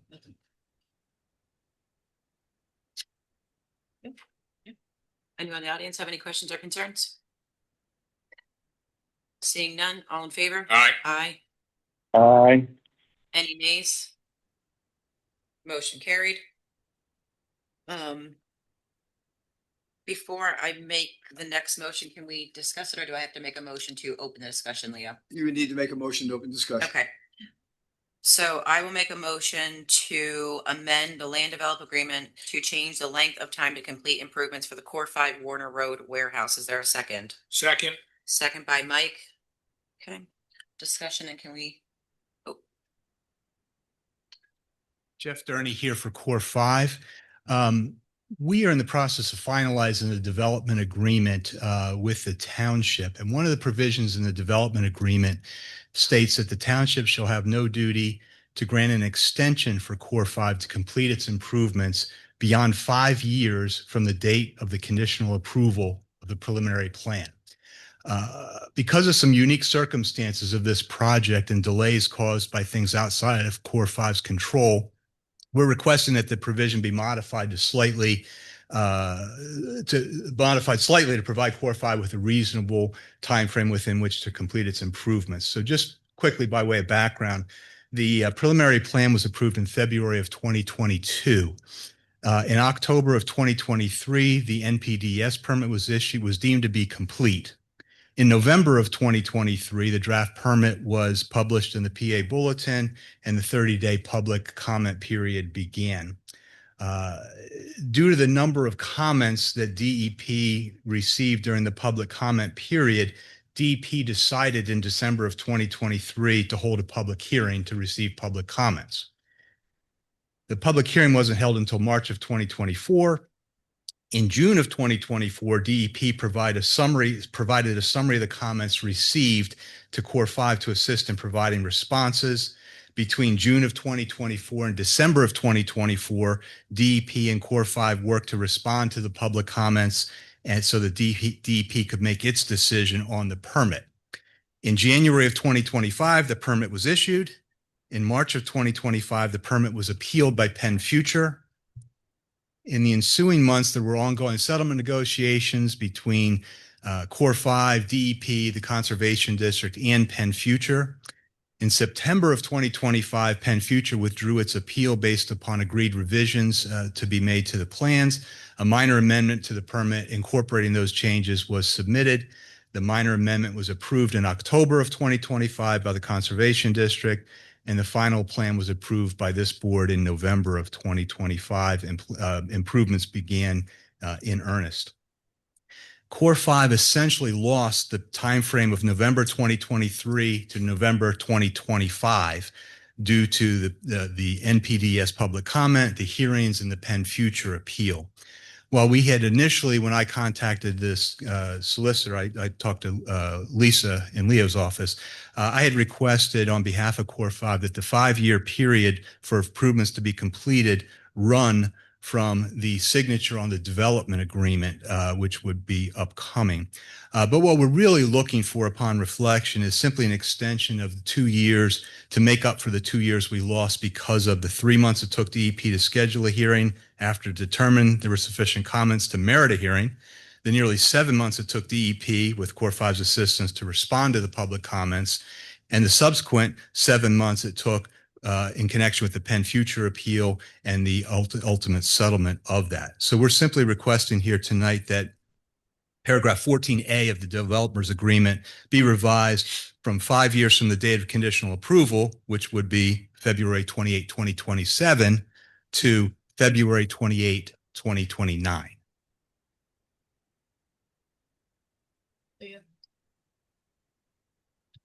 It's pleasure of the board. I mean, one of the things I could say is Jeff, with your history that you recited, were you able to begin construction during that period, or did you have to resolve all the DEP issues and the litigation issues? We had to resolve all the issues first. So the extension they're asking for is not as a result of anything they did. We've all seen developers come in and haven't done anything 5-6 years just because they've either not had the money or decided not to do anything. I think Core 5, I don't know if they've done any blasting at this point, but I know they're taking steps and they're moving forward. But it's really the time. What he's looking for is just an extension beyond the time where he couldn't do anything because they were tied up by third parties, whether it be litigation or the DEP. Is that fair summary, That is. Jeff? Thank you. Until 2027, 2029. Would your client be amenable to 1 year instead of 2 year? Perhaps. I mean, we certainly prefer to, but if the board's inclination is one, that's something. That's something I can take back. That 5-year. Hey, Natasha, Can we, I'm sorry, Ellen, go ahead. that 5-year rule, can we change that or is that solid? No, you can extend that.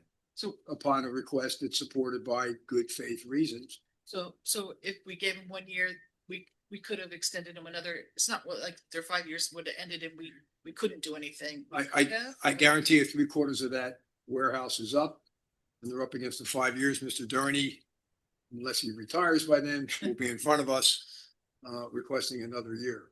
3 years, that's good. Why don't we just give them the 2 years so the board of commissioners does not have to deal with something like this, 2 years down the road with all the problems that they've had to gain all the appropriate permits and so on and so forth, lawsuits. Give them what they're asking for so it's over and done with. I agree.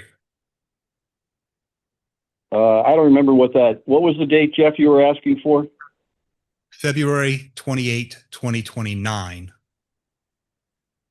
February 28, 2029? Correct.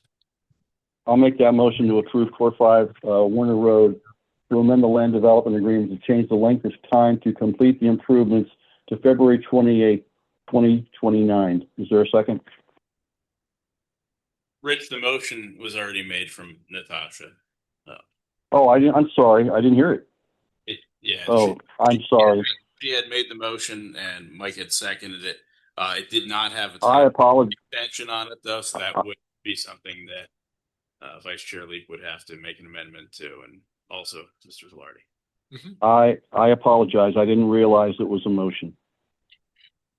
So Mhm. I would be amenable to right now, if the board were to approve it a 1 year, I wouldn't want to grant a 2 year. Right away, I would like to give the 1 year, and that's gonna be how I'm going to amend my motion as a 1 year. And then let future boards decide for any further extensions. Would that be okay, Leah? Again, it's the pleasure of the board. Okay, so I would like to amend my motion to amend the land development agreement to change the length of time to complete improvements to February 28th, 2028. Mike, would you accept my amendment? Yeah, 1 year is better than nothing. Compromise.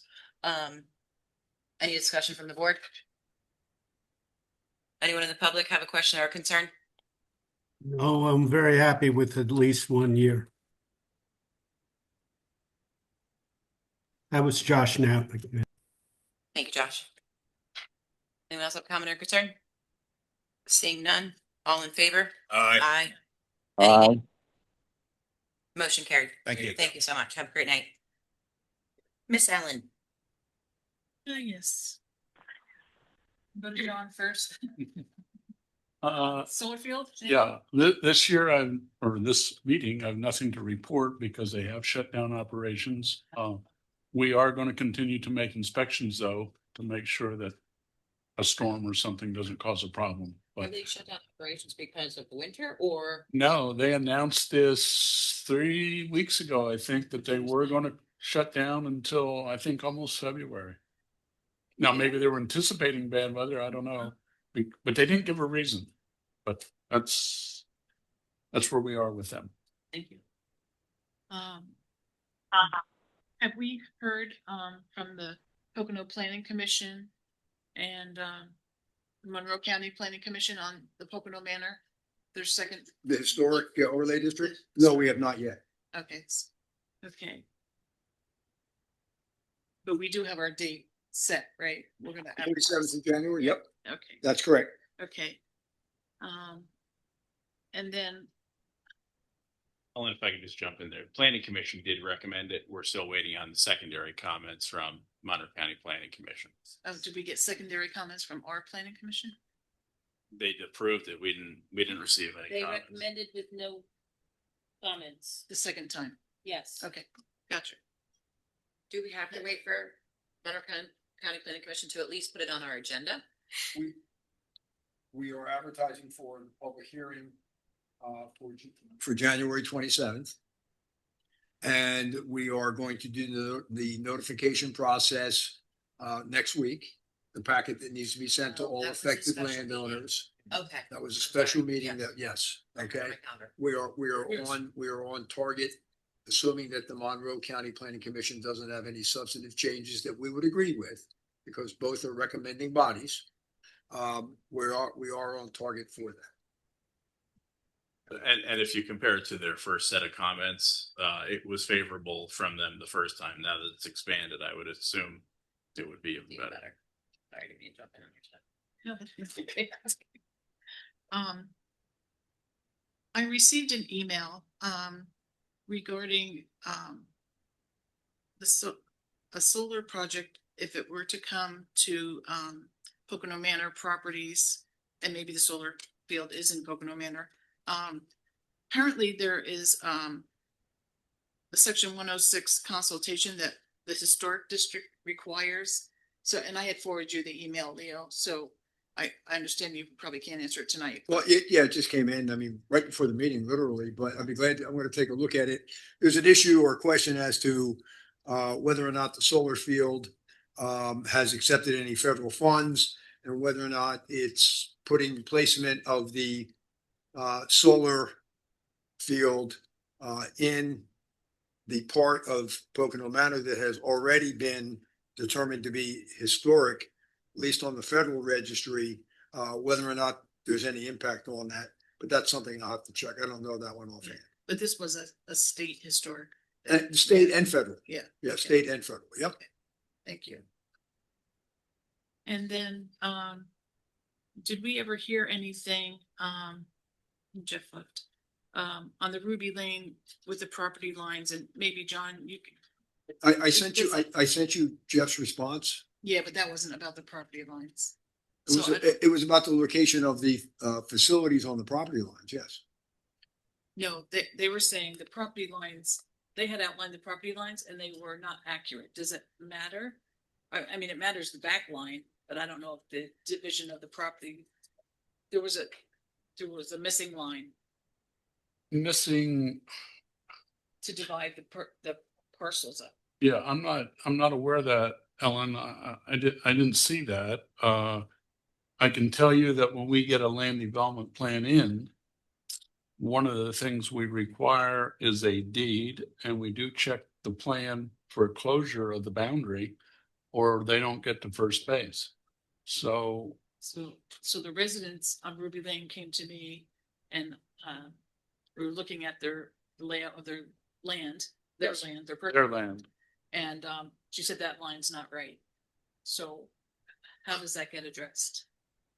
Typically, that is a civil action. If they think there's a boundary dispute, if we see something, let me start over. If we see something that's obvious, when we do the initial plan review for any land development that comes in, that's why we request a title report and their deed. And we also request what is known as a closure report. And the closure report, and it has to be certified by their surveyor that the boundary is accurate. So we've got information that we can check as your consultant. And we also require that the developer surveyor certifies that the boundary is accurate. So that's all that we can do as a township, and I can do as your consultant.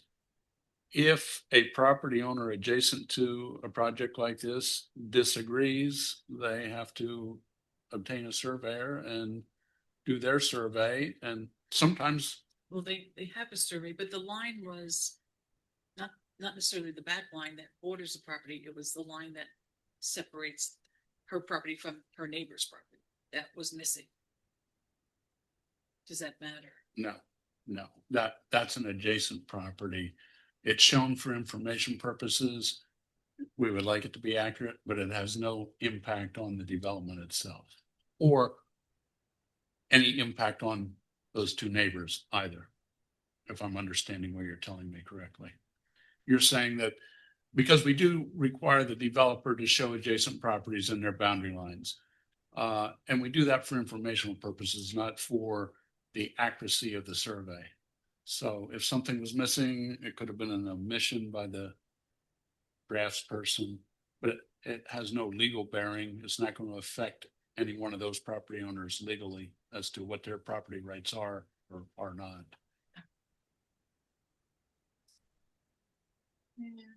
That's all I have. Mr. Flaherty? Oops. You want to say it again or? Mr. Velarde? Oh, there you go. That's where everybody heard you. Of course, you know, it's funny. I'm the last one to do my report and everybody leaves. Well, I mean, chicken guys here, you know. But anyway, congratulations, Pocono Township. In November, you managed to remove the most qualified person to ever sit on this board. And you will reap what you sow. The definition of a socialist is someone who wants everything you have except your job. Merry Christmas. See you all in 26. Thank you, Mike. Sony? Oh, This month we issued 24 permits. There was one new construction for a commercial building. It was up in the Serenity. So they have another 8-unit apartment that was previously approved that they got the permit for. A handful of kind of commercial and residential building permits. We had 5 new TDU permits that went out. As far as enforcement actions, we sent out 6 TDU NOVs for either failure to renew or new ones that we found through the process. Following up on some previous enforcements, the 163 Polville Court, we have been in contact with the owner. I will follow up with the 30 days will be tomorrow, so I'll follow up with them and the neighboring property to kind of discuss the issue if it's been resolved. It is kind of deep in their property, so I have to get permission from both of them to kind of access that to verify. 244 Learn, there were some kind of trash bulk items from a previous tenant that the new tenant set out in front of the yard. Discussed the issue with the property or the new tenant. Sent out a letter to the property owner. The tenant got back to us and said they would be removing it shortly due to kind of snow and issues with getting a dumpster. It's kind of delayed. So we'll be keeping an eye on that. 7192 Moss, we received the certified mail back because of the kind of delay with the holidays. It's the certified is coming back, so we will be posting that physically. That way it gives us that 30 days and it's verified that the owner has received it. We closed out 4 TDU NOVs, either by them removing listings or getting a license. We have 2 public hearings coming up, one for 529 Camelback that was briefly discussed for at the last meeting for a variance and special exemption that is scheduled, or it actually got rescheduled. I forget the date off the top of my head. The second one will be 2351 Route 715 that has not been scheduled yet, but that is for a variance for the Big Time Sports Academy and their home occupation.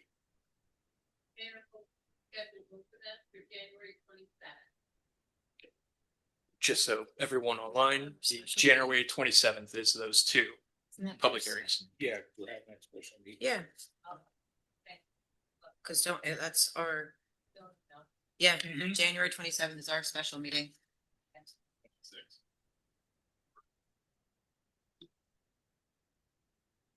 But other than that, if the board has any questions, I'll be more than happy to answer them. Anyone have anything for Paul?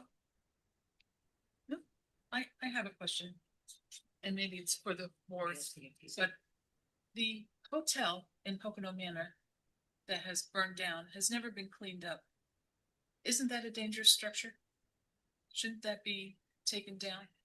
So I mean, they there would collected their be, insurance money. we have a handful of different kind of options that we could do. There's the property maintenance ordinance, the UCC dangerous or unsafe structure, and then we have a standalone dangerous structure ordinance. Again, the property maintenance, the zoning office can go out there and take a look at it along with the building UCC. For the dangerous structure, we'd have to get approval from the Board of Commissioners to do a kind of inspection of that, to declare it and then send a memo. And Is that a motion, Lee, or just a direction? It's a motion. We've done it by motion in the past. Okay, it needs to be a motion. Okay. I just thought with the fountain court, there was a thing that you had to clean it up within X amount of time. Or is that, I mean, it's been years, or is that not a thing? Just depends if we complain. Well, I mean, I believe it's secure the property so that it's not available to trespassers, typically kids that want to go play in the burned out or Well, that's abandoned building. my understanding is that's what's happening. Well, Kids are hanging out there. Then that would warrant perhaps a motion for an inspection. We had the same issue with Birchwood as well, and they had to secure the property. They had Fountain Court had a foundation wall that was collapsing, and they also had to fence it. Birchwood also had to fence it as well, and then they didn't, and that's when we took them back for future violations. So it would really be up to the board. I can add it to your next agenda if you'd like. But in the But to tell them to secure it, isn't that just a zoning thing? Yeah. in the They do have meantime, a we paper can around it. We don't need a motion. yeah, we can do we'll just take a drive out there and look to make sure that it is secure and it meets all the requirements of the UCC. So it's not an unsafe structure. Yeah, if you could, yeah, and then, yes, please put that on motion for next time. But yeah. Thank you. Take a look at that.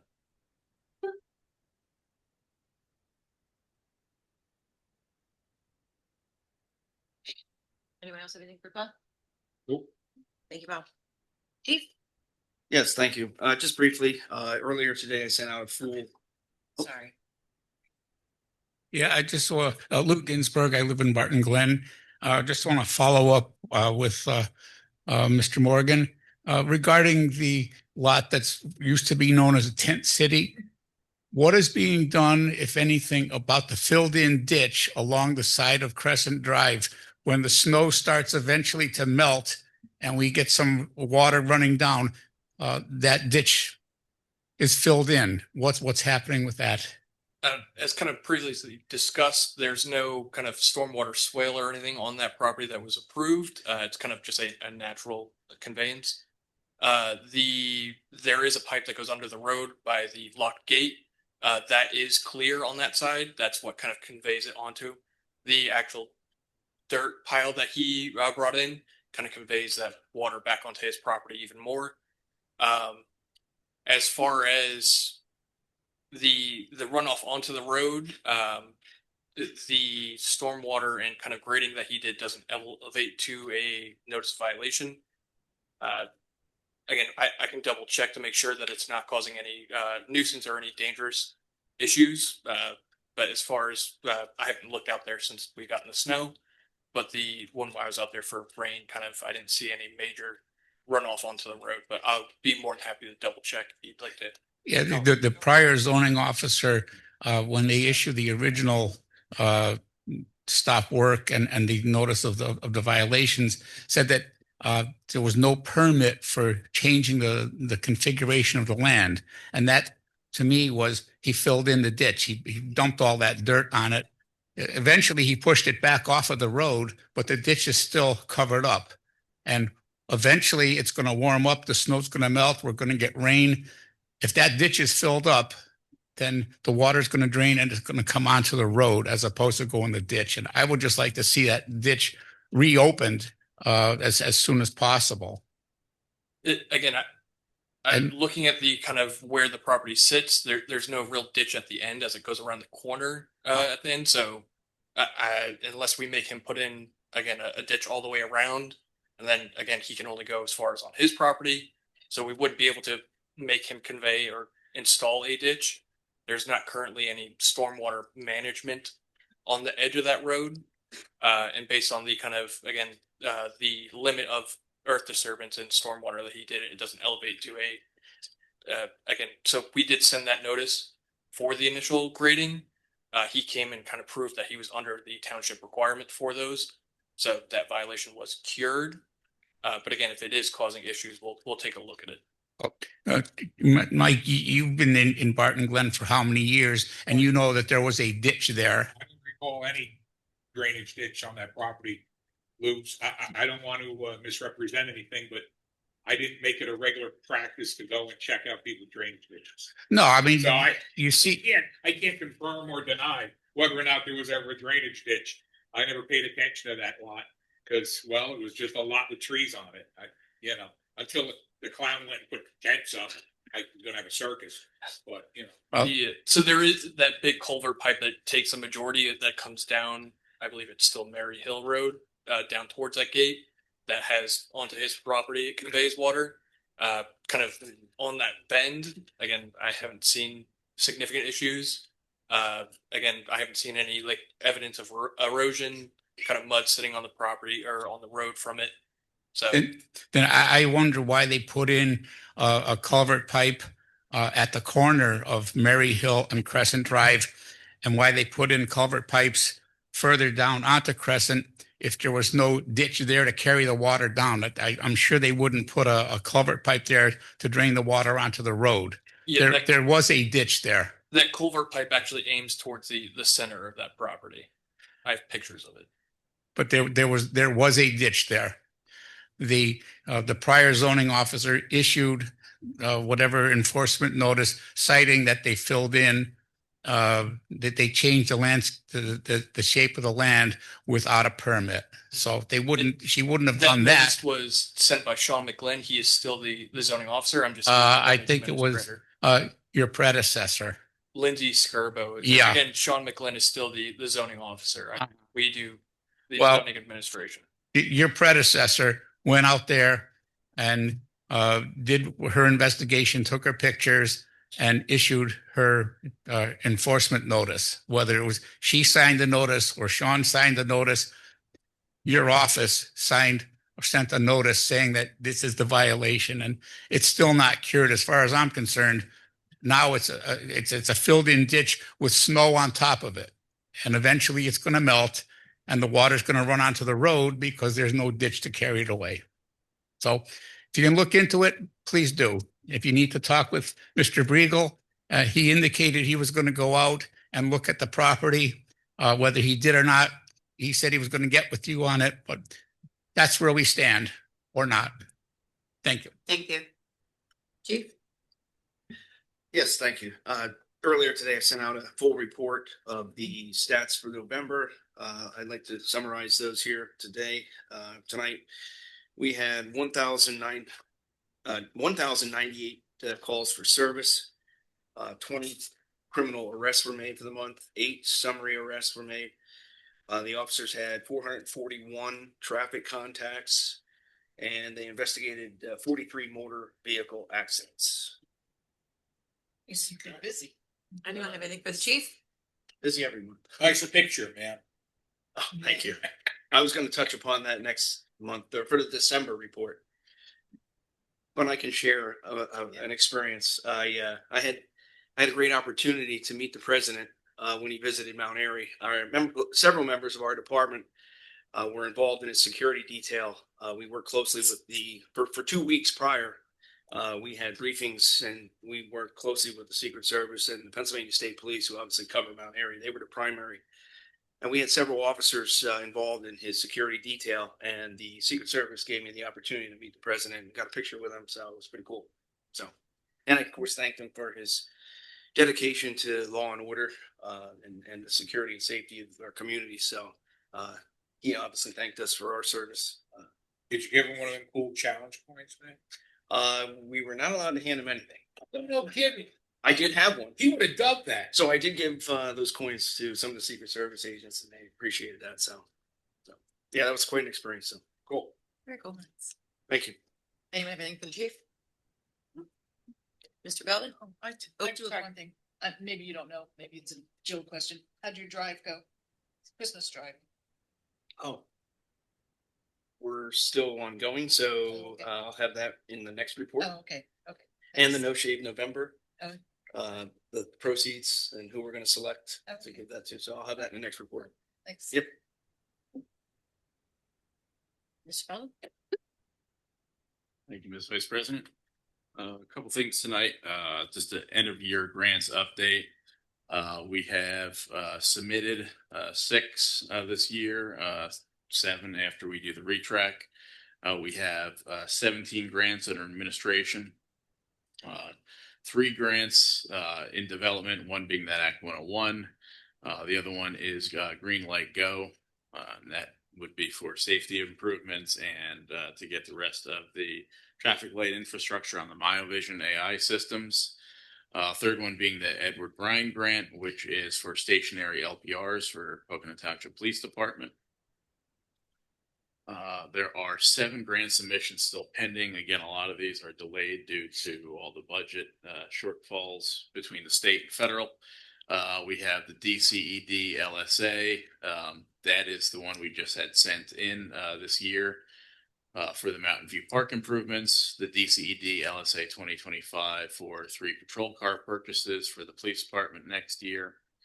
We're still waiting on the DCED GTRP. That is the sensory and ADA accessibility improvements for TLC Park. Still waiting on DCED PA small water and sewer. That's for the sewer relocation and Sullivan Trail extension. Another DCED small water and sewer. That is for the generator and transfer switch for this building. Still waiting on LSA statewide 2024 for the outdoor gym over at TLC Park. And still waiting to hear on Department of Justice grant for state accreditation for the police department. As mentioned, there are 17 grants under administration. If you would like me to go through that, I can. There were 5 grants that we had closed out this year, and 4 grants that we were not awarded for. The FEMA Assistance to Firefighters grant for hoses and nozzles. Another firehouse. It's called the Firehouse Public Safety Grant, but we had submitted that for police patrol PCs for the data units within the cars. FEMA brick grant, different type of EO generator and transfer switch for this building. And another firehouse safety grant for 2024 for some flood mitigation materials. We have 4 grants currently under research, which is just the Keep America Beautiful for expanding park trails at Learn Road Park. Our DCNR C2P2 grant for additional play structures or expansion of Mountain View Park. Our GTRP also from Mountain View Park. And DCED MTF focusing on bridge remediation. Any questions on grants? You know why we didn't get the firehouse ones? There was 2, right? The 2 firehouse, well, there was the assistant for firefighters grants. That's for hoses and nozzles. It just didn't meet the priority list. Kunkletown was one of the closer firehouses who did get it for a new retaining wall. The way that works, though, is if somebody is found to be ineligible after they've been given it, they keep our application open. Maybe depending on where we are on the priority list, we could still get it. But we do plan on resubmitting AFG in 2026.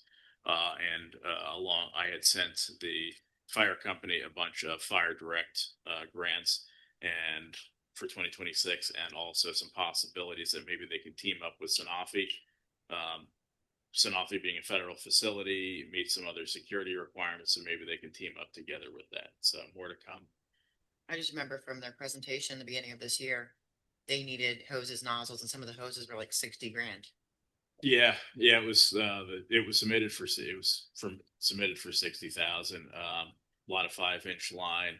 The good thing was the fire company did put it in their budget just in case they didn't get selected. So Okay. it was carved out in their budget for capital. Thank you.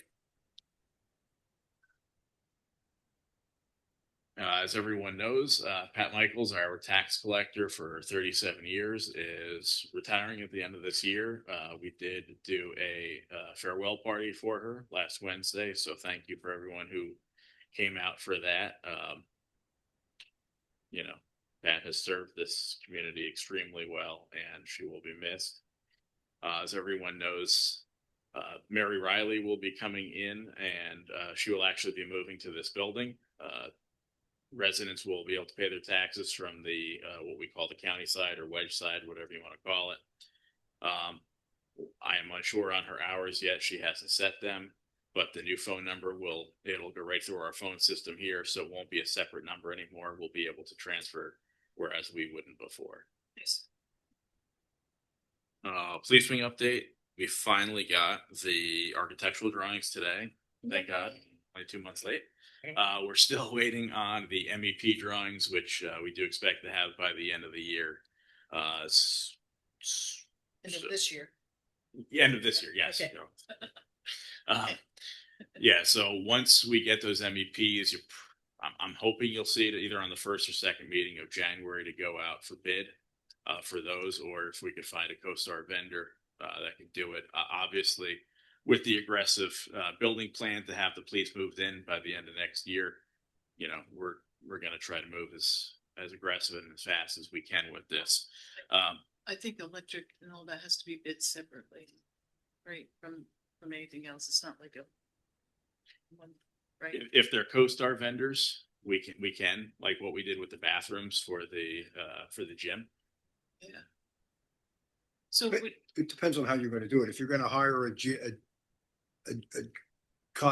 general contractor, then you would ask those general contractors to provide you with a bid for all the subspecialties as part of their master bid. If you're going to do it the way that this portion of the building was renovated, at that point in time, you'd have Public Works, but you'd have to go out for bid on each of the subspecialties in the event they were necessary. The CoStar vendors, obviously, you can just take that price, but it depends on how the project's going to be facilitated. yeah, I myself would like to bid it and then see where they come in, and we can always compare it to a CoStar's, right? Work. Yes. 'Cause I think it's a lot of specialty work over there, right? I would assume, Ellen, I don't know, but I would assume, I mean, with the demolition, but also some of the, the evidence room and things like that, if you're gonna have special security and things of that sort, or the Sally Port or whatever it is, I would assume there'd be a lot of specialty work. So tentatively, what would go out to contractors, the MEP, mechanical, electrical, and plumbing, and the Sally Port creation. The rest would be handled by Public Works.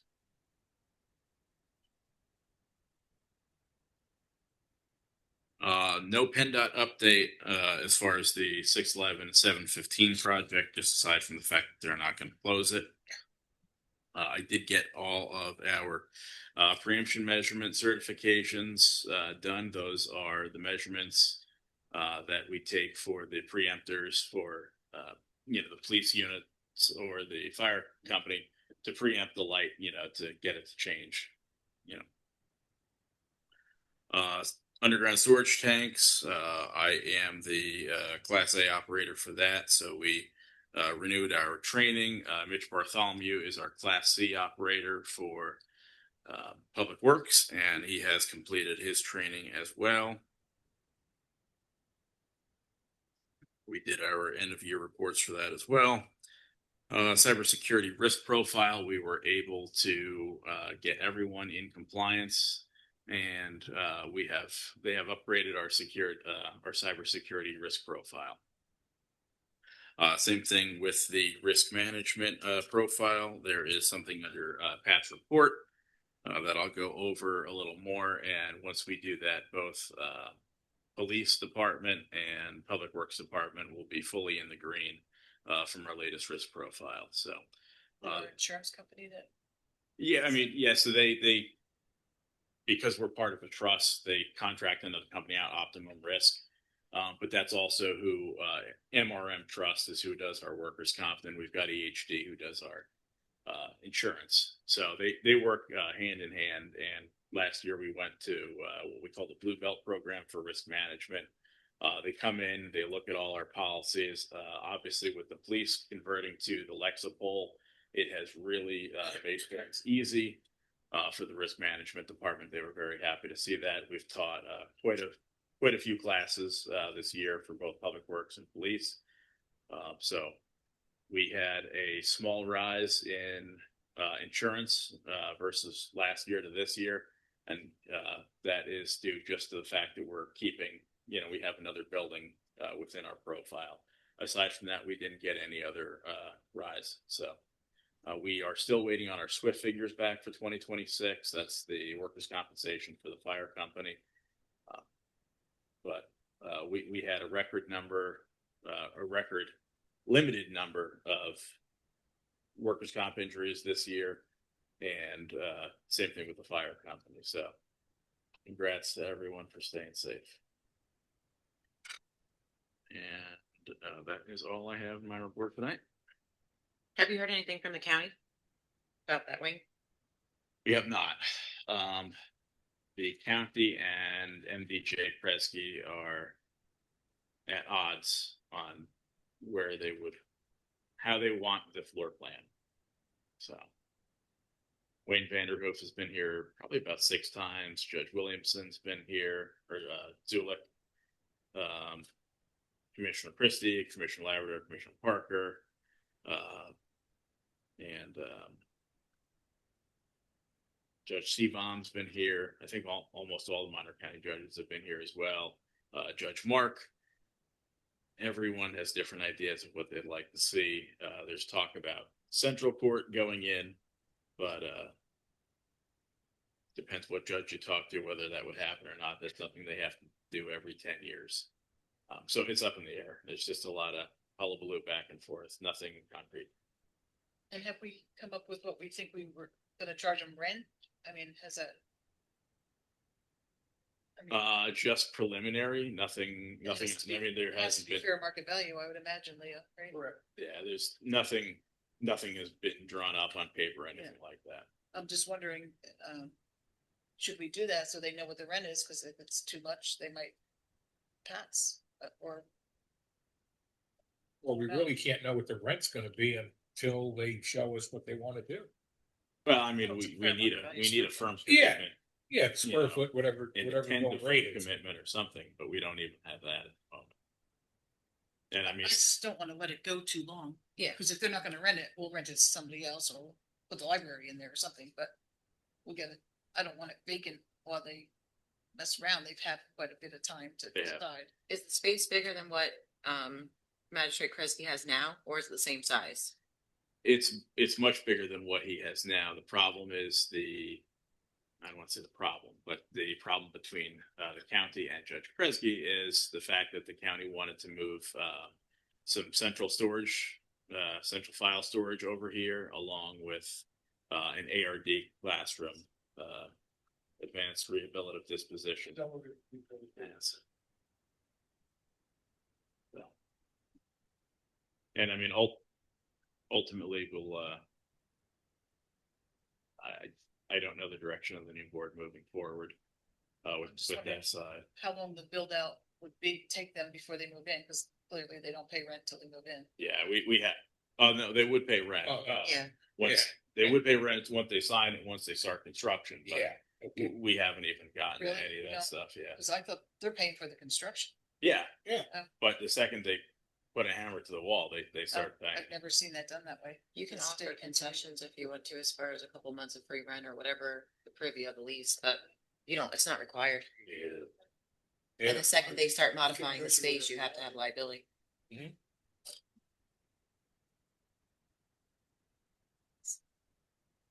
Anyone have anything for Jared? Nope. Are you doing? I'm Pat tonight too. Okay. Pat? Mr. Briegel. Oh, thank you. Sewer business update, Mike Gable and Patrick and Katarina, along with Ben from PFM, are all working on the sewer study, with the excess funds that we had authorized PFM to do 2 months ago. They're also putting together the Penvest loan package that we had authorized a few months ago as well. We expect both of them to be done in January. Current public works projects, honestly, they're just playing catch up. We did get the ice rink up, so we have some cold temperatures, but it's very hard with a white rink. Once that sun hits it, it almost reflects off. They don't make black liners that are anywhere near the same cost compared to what we pay now. It's about a $700 difference for the liner for black. So you would versus- use it?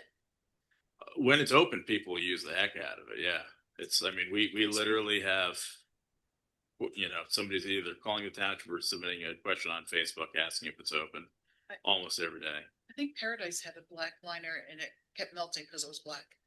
Or then I have it backwards then. So we have a black one and the white one is more money. Sure, get it together. I'm just trying to play catch up for the end of the year, try to get a lot of our projects, smaller projects knocked out. Obviously, the snow has been slowing everyone down. Getting ready to start on the police wing. And the last one tonight this was a motion that we had tabled a few months ago. We had to properly adjust some gross vehicle weight ratings for 3 of our trucks that would apply to our Class A drivers. So I would just need a motion to approve this FMCSA Federal Motor Carrier Safety Act. I'll make that motion. I'll second that. Second by Ellen, discussion by the commissioners. Yeah. Anyone in the audience have a question or concern? Seeing none, all in favor? Aye. Aye. Any nays? Aye. Motion carried. Well done. Thank you. Mr. Tressler. Thank you, Natasha. Sewer business, I think Jared already covered that. Learn Road Safety Enhancement Project and roundabout survey work. We did go out to bid, as you know. We received 9 bids last Wednesday. They're in your packet, but they're pretty small. They're hard to read. I will read off the bids. Northeast Site Contractors bid $393, $277.25. Ankowitz Enterprises Inc. bid $403,301. Charlie Nastile Tree and Excavation LLC bid $406,889.34. Cobalt Construction Inc. bid $448,903.50. H&K Group Inc. bid $455,732.51.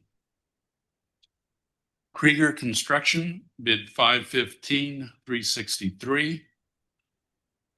Gabriel Industries Inc., doing business as Barker and Barker, bid $526,212.50. Papillion and Warrior Excavating and Paving bid $568,389.52. And Multiscape Inc. bid $596,394. So Northeast Site was the low bidder. We reviewed their paperwork. Everything was in order. We did send the township a letter dated December 10th. I didn't see it in your packet, but we did send a letter on December 10th suggesting that if the township intends to award the bid, that it be awarded to Northeast Site Contractors in the amount of $393,277.25. I want to make a motion to table awarding the bid tonight. doesn't have to be done tonight. And I think, Leo, I don't know, we had talked about it. If you want to say anything to that. Well, yeah, Ellen had some questions, that I addressed. Basically, it had to do with whether or not the bid had to be awarded this evening. It does not. I think the bid specs give us 60 days, John, is that correct? That is correct. Okay, and I would also like to just take a look at the proposed contract contained in that, John, if you could forward that over to me. Sure. So we can take a look at that, and then put it on the next agenda for action. Okay. Well, I'd like to make the motion that we accept it. Oh, there's a look in the table, is there a second? I made a motion to table and. Oh, nobody seconded it yet. So I'll second it for discussion purposes. With that being said, so Leo, you would like time to review the contract? Yeah, I would like time to review the I have not, and I typically do not get involved in this type of engineering, but it is spec'd. There is a contract involved. Would like the opportunity to take a look at it. Do you perceive any issue with it being a previous commissioner's company? I've taken a quick look at that. Honestly, I do not perceive that it would be a problem based upon the Ethics Act. But I would also like to take a look at that also. The problem you have is this. In the event this contract is awarded to somebody other than the lowest responsible bidder, the lowest responsible bidder through a taxpayer has the opportunity to challenge the award of that bid. And because of the contentious election cycle, the resignation of Commissioner Wynot, we're not going to hide anything here. It's been asked, and I think it would be prudent just to take a look at that. It's not going to stop that bid because you're not going to, if Northeast Site is the lowest responsible bidder and there are no ethical constraints, then I would caution the board to award it to another party because you will be surcharged if you have the potential of being surcharged for the difference in contract price. And no one's going to want to, if you don't award it to the lowest responsible bidder, it can be challenged. And if it's challenged and it's successful, at that point in time, Mike, if it's $10,000 difference, you guys are looking at $2,000 a head. Would also open us up to Northeast Site litigation. is the lowest bidder. At this point in time, it is. I just want to take a look at the ethical issue and take a look at the contract. That's all. And I would like a look and maybe an ethics opinion, because we have some time from the ethics board to make sure. Well, you can get that opinion. That's easy enough. According to the lowest bidder, that's not my issue. This has been in the public before and I want to head it off and do our due diligence. And so it's not an issue. That's where I'm coming from. But If it all checks out, I would caution the board and I would advise the board to award it to the lowest responsible bidder. And if the board does not, does it open us up to litigation? Potentially. Awesome. Okay. Yeah, no, it's not only is it litigation, but it would be a surcharge if the contract went through because you didn't do what the law mandates, which is lowest responsible bidder. So let's clear up those hurdles. And again, right now, preliminary looking at it, we can get an ethics opinion. I doubt it'll be different than mine, but you never know. But I don't see, because he's no longer a current board member, I don't see any prohibition. But let's confirm that before I get you guys in trouble, because then it's my neck in the news. What help me understand, because if Northeast is the lowest bidder, period. Lowest responsible bidder, correct. How are we in any jeopardy if we approve the bid? You are, if you approve it, and it turns out that there's an ethical obligation, because once you approve it, the contract gets signed. I want to see what the contract provides if it was done incorrectly. But it was a sealed bid process, correct? Yeah, nothing to do with the bid numbers, nothing to do with that. It has to do obviously with the persons that are involved in it. We're not going to hide anything here. We're all adults. Yeah. And would just like to double check that. just to make sure. That's all, Mike. Is it, If it comes back as low as responsible and you vote against it, those who voted against awarding it to that contractor, they're the ones that are going to be paying. is it within the first class township code or any other sunshine that sitting commissioners cannot be involved in projects? The Ethics Act reads that a sitting commissioner cannot be involved in a contract in excess of $500, except and unless that commissioner has no managerial or other authority over the administration of that contract. Is how it reads. That's in the first class code too. Well, that's in the ethics and first class, but that's in the Ethics Act. That's all. Okay. So Ellen has a motion on the table. I seconded it. Public comment? Not for a motion to table. Mr. Knapp, sorry. Thank you. Can we do a roll call vote, please, Jared? Commissioner Gann, Yes. Vice Chair Leap, Yes. Commissioner Velarde. No. President Wilbinski. Yes. Motion carried. Motion carried.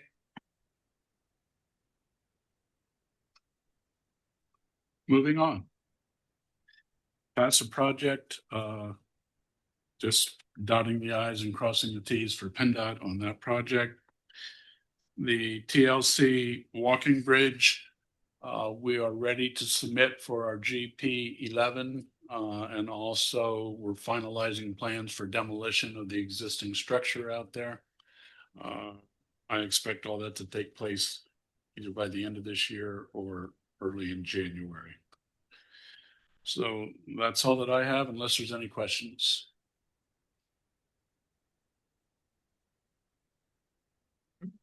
Anything from Mr. Tresser? Thanks, John. Leo. Thank you, Natasha. We discussed our sewer business. General legal, we have a couple of matters that we're waiting for decisions for in the Court of Common Pleas and in the appellate courts. We haven't gotten any argument date. Learner road easement process, we are cleared up on all of those. As the board will recall, the next item has to do with the dual brand hotel. It's a project that spans both Hamilton Township and Pocono Township. The owner of the project, on which the bulk of the dual brand hotel is to be constructed, is located in Hamilton Township. And as a result of that, the owner of the project has declared that it would like to pay its real estate taxes to Hamilton Township. In order to accomplish that, if the board is so inclined, in order to accomplish that, there would have to be an intermunicipal agreement between Pocono and Hamilton Township to be sent to Monroe County tax assessment to make that change. I would caution the board that any agreement, intermunicipal agreement between Hamilton and Pocono would also include saying that any and all future development contained in Pocono Township would be subject to Pocono Township real estate tax. I would need a motion to draft that agreement for review by both the board and Hamilton Township if the board is so inclined to move in that direction. I'll make that motion. Is there a second? Second. Okay, go ahead. Second by Alan. Discussion by the commissioners. All in favor? Aye. Aye. Any nays?